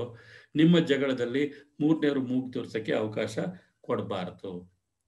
ಆವಾಗ ಸಮಸ್ಯೆಗಳು ಹೆಚ್ಚು ಬರೋದಿಲ್ಲ. ಯಾವಾಗ ಮೂರನೇವರ ತಲೆ ಹಾಕಕ್ಕೆ ಪ್ರಯತ್ನ ಪಡ್ತೀರಿ, ಯಾವಾಗ ಬೆರಳನ್ನು ತೋರಿಸಿ ನಿಂದೇ ತಪ್ಪು, ನೀನೇ ತಪ್ಪು ಅಂತ ಹೇಳಲಿಕ್ಕೆ ಹೋಗ್ತೀರಿ, ಆವಾಗ ಈಗೋ ಕ್ಲಾಶಸ್ ಬರುತ್ತೆ. ಇದನ್ನ ಇಬ್ರು ಪಾಲಿಸ್ಬೇಕು. ಒಬ್ರು ಪಾಲಿಸಿದ್ರೆ ಉಪಯೋಗ ಇಲ್ಲ. ಗಂಡ ಹೆಂಡತಿ ಇಬ್ರು ಇದನ್ನ ಪಾಲಿಸ್ಬೇಕಾಗತ್ತೆ. ಮತ್ತೆ ಕೊನೆಯದಾಗಿ 4 ಗುಣಗಳನ್ನು ಬೆಳೆಸ್ಕೊಳ್ಳಿ. ನಿಮ್ಮ ಬಾಂಧವ್ಯದಲ್ಲಿ, ದಾಂಪತ್ಯದಲ್ಲಿ, ಪ್ರೀತಿಸಾದ್ರೂ ಮದುವೆ ಆಗಿ ಅರೇಂಜ್ಡ್ ಮ್ಯಾರೇಜ್ ಆದರೂ ಮಾಡ್ಕೊಳ್ಳಿ. ಆದರೆ ಮದುವೆನಲ್ಲಿ 4 ಅಂಶಗಳನ್ನು ನೆನ್ಪಿಟ್ಕೊಳ್ಳಿ. ಗಾಂಧೀಜಿ ಹೇಳಿದ್ದು ಲವ್, ಟ್ರಸ್ಟ್ ಅಂಡ್ ಟಾಲರೆನ್ಸ್. ಯಾವುದೇ ಬಾಂಧವ್ಯದಲ್ಲಿ ಪ್ರೀತಿ, ನಂಬಿಕೆ ಮತ್ತು ಸಂಯಮ ಇರುತ್ತೆ, ಆ ಬಾಂಧವ್ಯ ಚೆನ್ನಾಗಿರುತ್ತೆ. ದಾಂಪತ್ಯದಲ್ಲಿ ಇದಿದ್ರೆ ದಾಂಪತ್ಯ ಉತ್ತಮವಾಗಿರುತ್ತೆ ಅಂತ ಗಾಂಧೀಜಿ ಹೇಳಿದ್ರು. ನಾನು ಅದಕ್ಕೆ 4ನೇ ಆಯಾಮವೊಂದನ್ನು ಕೊಡ್ತಾ ಇದ್ದೀನಿ. ರೆಸ್ಪೆಕ್ಟ್ ಅನ್ನೋದು ಇರಬೇಕು ಅಂತ. ಈಗ ಹಲವಾರು ಸಮಸ್ಯೆಗಳನ್ನು ನೋಡಿಕೊಂಡು ನಾನು ಮದುವೆ ಮಾಡ್ಕೊಡಲ್ಲ, ಯಾಕೆ ಮಾಡ್ಕೋಬೇಕು ಅಂತ ಅಂದವರು ಇವತ್ತು ನಾನು ಹೇಳಿರೋ ಕೆಲವು ಸೂಕ್ಷ್ಮಗಳೇನಿದೆ ಮದುವೆ ಬಗ್ಗೆ, ಇದ್ರ ಬಗ್ಗೆ ವಿಚಾರ ಮಾಡಿ ಮದುವೆ ಮಾಡ್ಕೋಬಹುದಾ, ಹಾಗಿದ್ರೆ ಈ ಸಮಸ್ಯೆಗಳಿಗೆ ಏನಾದರೂ ಒಂದು ಪರಿಹಾರ ಸಿಗ್ಬೋದಲ್ವಾ ಅಂತ ಯೋಚನೆ ಮಾಡಿಕೊಂಡು ನಾನು ಮದುವೆ ಮಾಡ್ಕೊಳ್ಳೋದೇ ಇಲ್ಲ ಅನ್ನೋ ಬದಲಿಗೆ ಏನಾಗುತ್ತೆ ಮದುವೆ ಮಾಡಿಕೊಂಡ್ರೆ ಅಂತ ಒಂದು ಪ್ರಶ್ನೆನ ಬದಲಾಯಿಸ್ಕೊಳ್ಳಿ. ಉತ್ತರದ ಬಗ್ಗೆ ಯೋಚನೆ ಮಾಡಿ. ಈಗ ಪ್ರಶ್ನೆಗಳು ಯಾರಾದರೂ ಕೇಳೋರಿದ್ರೆ ಕೇಳಬಹುದು. ಅದಕ್ಕೆ I think Jyotsna and Ravi will make provision for asking questions. ಪ್ರಶ್ನೆಗಳನ್ನ ಆಮೇಲೂ ಕೇಳೋದಕ್ಕೆ ಪ್ರಾವಿಷನ್ ಇದೆ. ಕೆಲವು ಸತಿ ಏನಾಗುತ್ತೆ, ಬಹಿರಂಗವಾಗಿ ಎಲ್ಲರ ಎದುರುಗಡೆ ಪ್ರಶ್ನೆ ಕೇಳಲಿಕ್ಕೆ ಇಷ್ಟ ಆಗಲ್ಲ ಅನ್ನೋಂಥವ್ರು. ಅಂಕಲ್, ನಂದೊಂದು ಕ್ವೆಶ್ಚನ್. ಚಿತ್ರ ಮಾತಾಡ್ತಾ ಇರೋದು. ಏನಂದ್ರೆ, ಈ ಅರೇಂಜ್ ಮ್ಯಾರೇಜ್ ಅಲ್ಲಿ ನೀವ್ ಹೇಳ್ತಿದ್ರಿ ಅಂದ್ರೆ ನಮಗೇನ್ ಬೇಕು ಅನ್ನುವಂತ ಒಂದು ಸ್ಪಷ್ಟತೆ ಇರ್ಬೇಕಾಗತ್ತೆ. ಅದ್ರ ಮೇಲೆಗೆ ಸೊ ಹುಡುಗ ನೋಡಕ್ಕೆ ಅಥವಾ ಹುಡುಗಿ ನೋಡ್ಲಿಕ್ಕೆ ಅಂತ ಬಂದಾಗ್ಲೇ it is very clear that ಗಂಡ ಹೆಂಡತಿ ಸಂಬಂಧಕ್ಕೆ ಬರ್ತಿರೋದು ಅಂತ ಹೇಳಿ, ಆದ್ರಿಂದ ನಮ್ಮ ಸ್ಪಷ್ಟತೆಗಳನ್ನ ಡಿಸ್ಕಸ್ ಮಾಡ್ಬೇಕು ಅಂತ ಹೇಳಿ. ಆದ್ರೂ ಎಲ್ಲ ಒಂದು ಕಡೆ ಈ ಅರೇಂಜ್ ಮ್ಯಾರೇಜ್ ಆ ಪ್ರಾಸೆಸ್ ಏನಿರತ್ತೆ, ಹುಡುಗನ್ನ ನೋಡಿ ಆಮೇಲೆ ಮದ್ವೆ ಆಗಕ್ಕೆ ಏನು ಒಂದ್ 3 to 4 months ಅಲ್ಲಿ ನಿಜವಾಗ್ಲೂ ಏನಾದ್ರು ಒಂದು ಗೇಜ್ ಮಾಡ್ಲಿಕ್ಕೆ ಆಗತ್ತಾ ಅನ್ನುವಂತ ಒಂದು ಡೌಟ್ ಇದೆ. ಎರಡನೇದಾಗಿ ಬರುವಂತ ಅಂಶದಲ್ಲಿ ಒಬ್ಬ ಇಂಡಿವಿಜುವಲ್ ನ ಟ್ರಸ್ಟ್ ಮಾಡೋದ್ ಹೇಗೆ ಅಂತ. ಓಕೆ, ನೀವ್ ಹೇಳ್ದಂಗೆ ಮುಂಚೆ ಎಲ್ಲ ಹೂ ಹೂ ಹೂ ಅಂತ ಹೇಳ್ಬಿಡ್ತಾರೆ ಅನ್ನೋ ಹಂಗೆ ಆ ಟ್ರಸ್ಟ್ ಫ್ಯಾಕ್ಟರ್ ನ ಗೇಜ್ ಮಾಡ್ಲಿಕ್ಕೆ ಏನಾದ್ರೂ ಒಂದು ಏನಂತಾರೆ ಬೇಸ್ ಇದೆಯಾ ಅಂತ ಹೇಳಿ. ಇನ್ನು ಒಂದು ಪ್ರಶ್ನೆ ಏನಂದ್ರೆ uncle, being a counsellor also ಇದನ್ನ ನಾನು ಕೇಳ್ಬೇಕು ಅಂತ ಅನ್ಕೊಂತೀನಿ. Does the past of any person ಏನು ಮ್ಯಾಟರ್ಸ್ ಇನ್ ಅ ಮ್ಯಾರೇಜ್? ಯಾವುದನ್ನ ಎಷ್ಟು ಬ್ರೇಕ್ ಹಾಕ್ಬೇಕು, ಎಷ್ಟು ಹೇಳ್ಬೇಕು ಅಂತ ನಿಮ್ಗನ್ಸುತ್ತೆ? ಮೂರನೇದು ಸ್ವಲ್ಪ ಕಷ್ಟದ ಪ್ರಶ್ನೆ. ಮೊದಲನೇ ಪ್ರಶ್ನೆಗೆ ಬರಬೇಕು ಅಂತಂದರೆ, ನಾನು ಮದುವೆ ಮಾಡ್ಕೊಳ್ಳೋಕೆ ಮುಂಚೆ, ಮದುವೆ ಮಾಡ್ಕೋಬೇಕು ಅಂತ ತೀರ್ಮಾನಕ್ಕೆ ಬರೋಕ್ಕೂ ಮುಂಚೆ ನನಗೆ ಒಂದು ಕಲ್ಪನೆ ಇತ್ತು. ನಾನು ಮದುವೆ ಮಾಡಿಕೊಳ್ಳೋ ಹುಡುಗಿ ಜೊತೆಯಲ್ಲಿ ಒಂದಷ್ಟು ರೊಮ್ಯಾಂಟಿಕ್ ಟೈಮ್ ಕಳೀಬೇಕು ಅಂತ ಆ ಆಸೆ ಮೊದಲಿಂದ ಇತ್ತು. ಯಾಕೆಂದರೆ ಆ ಮದುವೆ ಮಾಡ್ಕೋತೀವಿ ಅನ್ನೋ ನಿರ್ಧಾರಕ್ಕೆ ಬಂದ ದಿನದಿಂದ ಮದುವೆ ದಿನದವರೆಗೆ ಏನು ಸಮಯ ಸಿಗತ್ತೆ ಆ ಸಮಯನ ಪರಸ್ಪರ ಅರ್ಥ ಮಾಡ್ಕೊಳ್ಳಿಕ್ಕೆ ಪ್ರಯತ್ನ ಪಡಬೇಕು ಅಂತ. ನಾವು ಬಹುಶಃ ಸೆಪ್ಟೆಂಬರ್ 3ನೇ ತಾರೀಕು ಮದುವೆ ಮಾಡ್ಕೊಳ್ಳೋದು ಅನ್ನೋ ತೀರ್ಮಾನಕ್ಕೆ ಬಂದ್ವಿ ನಾವಿಬ್ಬರು. ಬಂದ ಮೇಲೆ ಜನವರಿ 24ಕ್ಕೆ ಮದುವೆ ಅಂತ ನಮ್ಮ ಹಿರಿಯರು ನಿಷ್ಕರ್ಷೆ ಮಾಡಿದ್ರು. 2 ದಿನಕ್ಕೆ ಒಂದ್ಸತಿ ಮೀಟ್ ಮಾಡ್ತಾ ಇದ್ವಿ. ಆಮೇಲೆ ಭಾನುವಾರಗಳು ಹೆಚ್ಚು ಕಡಿಮೆ ಬೆಳಗ್ಗೆ 10 ಗಂಟೆಯಿಂದ ಸಾಯಂಕಾಲ 7, 7:30, 8 ಗಂಟೆವರೆಗೂ ಜೊತೆಯಲ್ಲಿ ಇರ್ತಾ ಇದ್ವಿ. ಆ ಸಮಯದಲ್ಲಿ ಯಾವುದಾದ್ರೂ ಒಂದು ಪಾರ್ಕಲ್ಲಿ ಕೂತ್ಕೊಳ್ಳೋದು, ನಮ್ಮ ಭವಿಷ್ಯ ಹೇಗಿರಬೇಕು, ನಮ್ಮ ಜೀವನ ಹೇಗೆ ರೂಪಿಸ್ಕೋಬೇಕು ಅನ್ನೋದ್ರ ಬಗ್ಗೆ ನಾವಿಬ್ರು ನಮ್ಮ ವಿಚಾರಗಳನ್ನು ಪರಸ್ಪರ ವಿನಿಮಯ ಮಾಡ್ಕೊಳ್ತಾ ಇದ್ವಿ. ಆ ಸಮಯದಲ್ಲಿ ನಮ್ಮ ಬಂಧುಗಳು ಒಂದಿಬ್ರು ಕೇಳೋರು, ಯಾವ ಸಿನಿಮಾಕ್ಕೆ ಹೋಗಿದ್ರಿ ಅಂತ. ನಾವು ಯಾವುದು ಸಿನಿಮಾಕ್ಕೆ ಹೋಗಿಲ್ಲ ಅಂದರೆ ಅವರು ಸುಳ್ಳು ಹೇಳ್ಬೇಡಿ ಅನ್ನೋರು. ನಾನು ಹೇಳ್ತಿದ್ದೆ, ಸುಳ್ಳೇನು ಹೇಳೋದು, ನಾವು ರೂಪಿಸ್ಕೊಳ್ತಾ ಇರೋದು ನಮ್ಮ ಭವಿಷ್ಯನ. ಅಲ್ಲಿ ಸಿನಿಮಾದಲ್ಲಿ ಕೂತ್ಕೊಂಡು ಯಾರೋ ಅವ್ರ ಭವಿಷ್ಯ ರೂಪಿಸ್ಕೊಳ್ತಾ ಇರೋದನ್ನ ನೋಡಿ ನಾವೇನು ಮಾಡಬೇಕು, ನಮಗೂ ಅದಕ್ಕೂ ಸಂಬಂಧ ಇಲ್ಲ ಅಂತ ಹೇಳ್ತಾ ಇದ್ದೆ ನಾನು. ಇದು ಒಂದು ಉದಾಹರಣೆ ಅಷ್ಟೇ. ಆಮೇಲೆ ಬಹುತೇಕ ವಿಚಾರಗಳಲ್ಲಿ ನಾವಿಬ್ರು ಈ ಮದುವೆಗೆ ಮುಂಚೆ ನಾವು ಏನೇನು ಕಲ್ಪನೆ ಮಾಡ್ಕೊಂಡಿದ್ವಿ ಅದನ್ನ ಮುಂದುವರ್ಸ್ಕೊಂಡು ಹೋಗಿದ್ದೀವಿ. ಇಬ್ರು ಆ ವಿಚಾರದಲ್ಲಿ ಕೈ ಕೊಟ್ಟಿಲ್ಲ. ಈಗ ಅದು ಸಾಧ್ಯ ಇದೆಯಾ ಗೊತ್ತಿಲ್ಲ. ಮದುವೆಗೆ ಮುಂಚೆ ಎಲ್ಲ ಹ್ಞೂ ಅಂದ್ಬಿಟ್ಟು ಆಮೇಲೆ ಇಲ್ಲ ಅಂದರೆ ಏನು ಮಾಡೋದು ಅಂತ ಒಂದು ಕ್ಲೂ ಕೊಡ್ಲಿಕ್ಕೆ ಇಷ್ಟಪಡ್ತೀನಿ. ಒಂದು ಪ್ಯಾಟರ್ನ್ ಇರುತ್ತೆ. ಯಾರೇ ಮದುವೆ ಮಾಡ್ಕೊಂಡು ಒಂದು ಪ್ಯಾಟರ್ನ್ ಇರುತ್ತೆ. ಆ ಪ್ಯಾಟರ್ನ್ ಹೇಗೆ ಅಂತಂದರೆ, ಬೇರೆ ಬೇರೆ ವಿಚಾರಗಳಲ್ಲಿ ಅವರ ಪ್ರತಿಕ್ರಿಯೆಯನ್ನು ಗಮನಿಸಿದಾಗ ಅವರು ನಿಜ ಹೇಳ್ತಿದ್ದಾರೆ ಸುಳ್ಳು ಹೇಳ್ತಿದ್ದಾರೆ ಗೊತ್ತಾಗುತ್ತೆ. ಇವತ್ತೇನೋ ಹೇಳಿರ್ತಾರೆ, ಅದೇ ವಿಚಾರನ ಒಂದು ತಿಂಗಳು 2 ತಿಂಗಳು ಬಿಟ್ಕೊಂಡು ಡಿಸ್ಕಸ್ ಮಾಡಿದಾಗ, ಅದರದ್ದೇ ಬೇರೆ ಆಯಾಮವನ್ನು ಡಿಸ್ಕಸ್ ಮಾಡಿದಾಗ ಅಲ್ಲಿ ಅವ್ರು ಏನು ಅಭಿಪ್ರಾಯ ಹೇಳ್ತಾರೆ ಅನ್ನೋದನ್ನ ತಾಳೆ ಮಾಡಿದಾಗ ಗೊತ್ತಾಗುತ್ತೆ. ಆಮೇಲೆ ಕೆಲವು ಊಹಾತ್ಮಕ ಸಂದರ್ಭಗಳನ್ನು ಹೇಳ್ಬೋದು. ನೋಡಿ, ಅವರು ಹೀಗೆ ಮಾಡಿದಾರಂತೆ, ನಮ್ಮ ಪರಿಚಿತರೊಬ್ಬರು ಹೀಗೆ ಮದುವೆ ಮಾಡ್ಕೊಂಡ್ರು, ಮದುವೆ ಆದಮೇಲೆ ಗಂಡ ಹಿಂಗೆ ಮಾಡ್ತಿದ್ದಾರಂತೆ ಅಂತಾನೋ, ಅಥವಾ ಹೆಂಡತಿ ಹಿಂಗೆ ಮಾಡ್ತಿದ್ದಾಳಂತೆ ಅಂತಾನೋ ಹೇಳಿದಾಗ, you can imagine a situation. ಅದನ್ನು ಹೇಳಿದಾಗ ಅವ್ರ ಪ್ರತಿಕ್ರಿಯೆ ಏನು ಬರುತ್ತೆ ಅನ್ನೋದನ್ನು ಗಮನಿಸಿದ್ರೆ ಅವಾಗ ನಂಬೋದಾ ಬೇಡವಾ ಗೊತ್ತಾಗುತ್ತೆ. Do not go by the statements made, but observe the pattern of behaviour. ಯಾವ್ಯಾವ ಸಂದರ್ಭಗಳಲ್ಲಿ ಅವರ ಬಿಹೇವಿಯರ್ ಯಾವ ಪ್ಯಾಟರ್ನ್ ಇರುತ್ತೆ ಅನ್ನೋದನ್ನ, if you get a broad picture of the pattern, you will be able to gauge whether the person is honest or not. ಆಮೇಲೆ ಕೆಲವು ಇದೆ, ಯಾರು ಮಾತೆತ್ತಿದ್ರೆ ಜಾಸ್ತಿ ಮೂಗು ಹಿಂಗೆ ಮುಚ್ಕೋತಾ ಇರ್ತಾರೆ ಅಂತ ಅವ್ರು ಹೇಳಿದಾಗ ಸ್ವಲ್ಪ ಎಚ್ಚರಿಕೆಯಿಂದ ಇರಿ. ಯಾಕೆಂತಂದರೆ ಅವ್ರಿಗೆ ಗೊತ್ತು ಅವ್ರು ಹೇಳಿರೋದು ಸುಳ್ಳು ಅಂತ, ಅದಕ್ಕೆ ಮುಗಿಸ್ಕೋತಾರೆ. ಇನ್ನೊಂದು ವರ್ಗದವ್ರು ಇದ್ದಾರೆ, ಅವರು ಸುಳ್ಳು ಹೇಳಿದಾಗೆಲ್ಲ ಕಿವಿ ಮುಟ್ಕೊಳ್ಳೋದು ಜಾಸ್ತಿ. ಅವ್ರು ಕಿವಿನ ಬಳಸೋರು. ಕಿವಿ ಹೇಳಿದ ತಕ್ಷಣ ಕಿವಿ ಹೇಳುತ್ತೆ ಏನು ಹೇಳ್ತಿರೋದು ನೀನು ಅಂತ, ಸುಮ್ಮನೆ ಇರುವಂತ ಕಿವಿ ಮುಟ್ತಾರೆ. ಅದೇ ಕಣ್ಣು ಬಳಸೋರು ಸುಳ್ಳು ಹೇಳಿದ ತಕ್ಷಣ ಅದುವರೆಗೂ ನಿಮ್ಮ ಮುಖ ನೋಡಿ ಮಾತಾಡ್ತಿದ್ದವರು ಕ್ಷಣ ಮಾತ್ರ ಕಣ್ಣನ್ನ ಕೆಳಗೆ ತಗೊಂಡು ಬಲಗಡೆಗೆ ನೋಡ್ತಾರೆ, ಆಮೇಲೆ ತಿರುಗಿ ನಿಮ್ಮನ್ನು ನೋಡೋಕೆ ಬರ್ತಾರೆ. ಅಂತಹ ಸಂದರ್ಭಗಳು ಬಂದಾಗ ಇದನ್ನು ನೀವು ಕಲ್ತ್ಕೋಬೋದು, ಸುಳ್ಳು ಹೇಳ್ತಿರೋದು ಕಂಡು ಹಿಡಿಯೋದು ಹೇಗೆ ಅಂತ ಕಂಡು ಹಿಡ್ಕೋಬೋದು. ಅವರ body language in fact body language technique ಒಂದು ಕಲ್ತ್ಕೊಂಡ್ಬಿಟ್ರೆ ಸುಳ್ಳು ಹೇಳ್ತಿರೋದು ಯಾರು ಹೇಳ್ತಿದ್ದಾರೆ ಅಂತ ಗೊತ್ತಾಗುತ್ತೆ. ಇಬ್ಬರಿಗೂ ಹೇಳ್ಕೊಡ್ತಾ ಇದ್ದೀನಿ. ಅದರಿಂದ ಹುಡುಗಿಯರಿಗೆ ಮಾತ್ರ ನಾನು ಪಾರ್ಷಿಯಲ್ ಅಂತ ಯಾರು ನನ್ನ ಬೈಯೋ ಹಾಗಿಲ್ಲ. ಇನ್ನೊಂದು ಪ್ರಶ್ನೆ ಏನು ಕೇಳಿದ್ದು ಚಿತ್ರ? ಮುರುಕು ಉತ್ತರ ಹೇಳಿದ್ದೀನಿ ಅನ್ಸುತ್ತೆ. ಅದೇ ಅಂಕಲ್, ಥರ್ಡ್ ಕ್ವೆಶ್ಚನ್ ಏನಂದ್ರೆ, does the past of any partner to be revealed or to what extent it to be that point is difficult to say, but ನಾನು ಒಂದು ಮಾತು ಹೇಳಿದೆ, don't reveal all your weaknesses ಅಂತ. ಅದರಿಂದ past issues ಬಗ್ಗೆ ಏನಾದರೂ discuss ಮಾಡುವಾಗ ನಿಮ್ಮ ವ್ಯಕ್ತಿತ್ವಕ್ಕೆ ಕುಂದು ಬರತಕ್ಕಂತಹ ರಹಸ್ಯಗಳನ್ನು ಹೇಳಲಿಕ್ಕೆ ಹೋಗಬಾರ್ದು. ನಿಮ್ಮ ಘನತೆಗೆ, ನಿಮ್ಮ ವ್ಯಕ್ತಿತ್ವಕ್ಕೆ ಧಕ್ಕೆ ಆಗ್ತಕ್ಕಂಥ ಅಂಶಗಳಿದ್ರೆ ಅದನ್ನು ದಯವಿಟ್ಟು they are your personal secrets, retain them as your personal secrets. It is not ideal to be 100% truthful because it can act as a damaging situation at a later stage.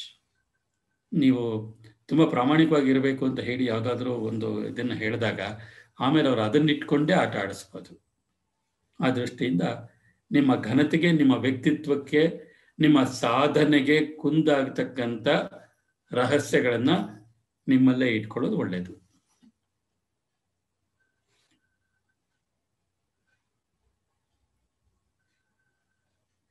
ಆಮೇಲೆ ಈ ವಿಡಿಯೋ ನೋಡಿದವರು parents ಯಾರಿಗಾದ್ರೂ ಅನುಮಾನಗಳು ಬಂದರೆ ಅವರು ಆಮೇಲೆ ಪ್ರಶ್ನೆ ಕೇಳಲಿಕ್ಕೆ ಅವಕಾಶಗಳಿದೆ.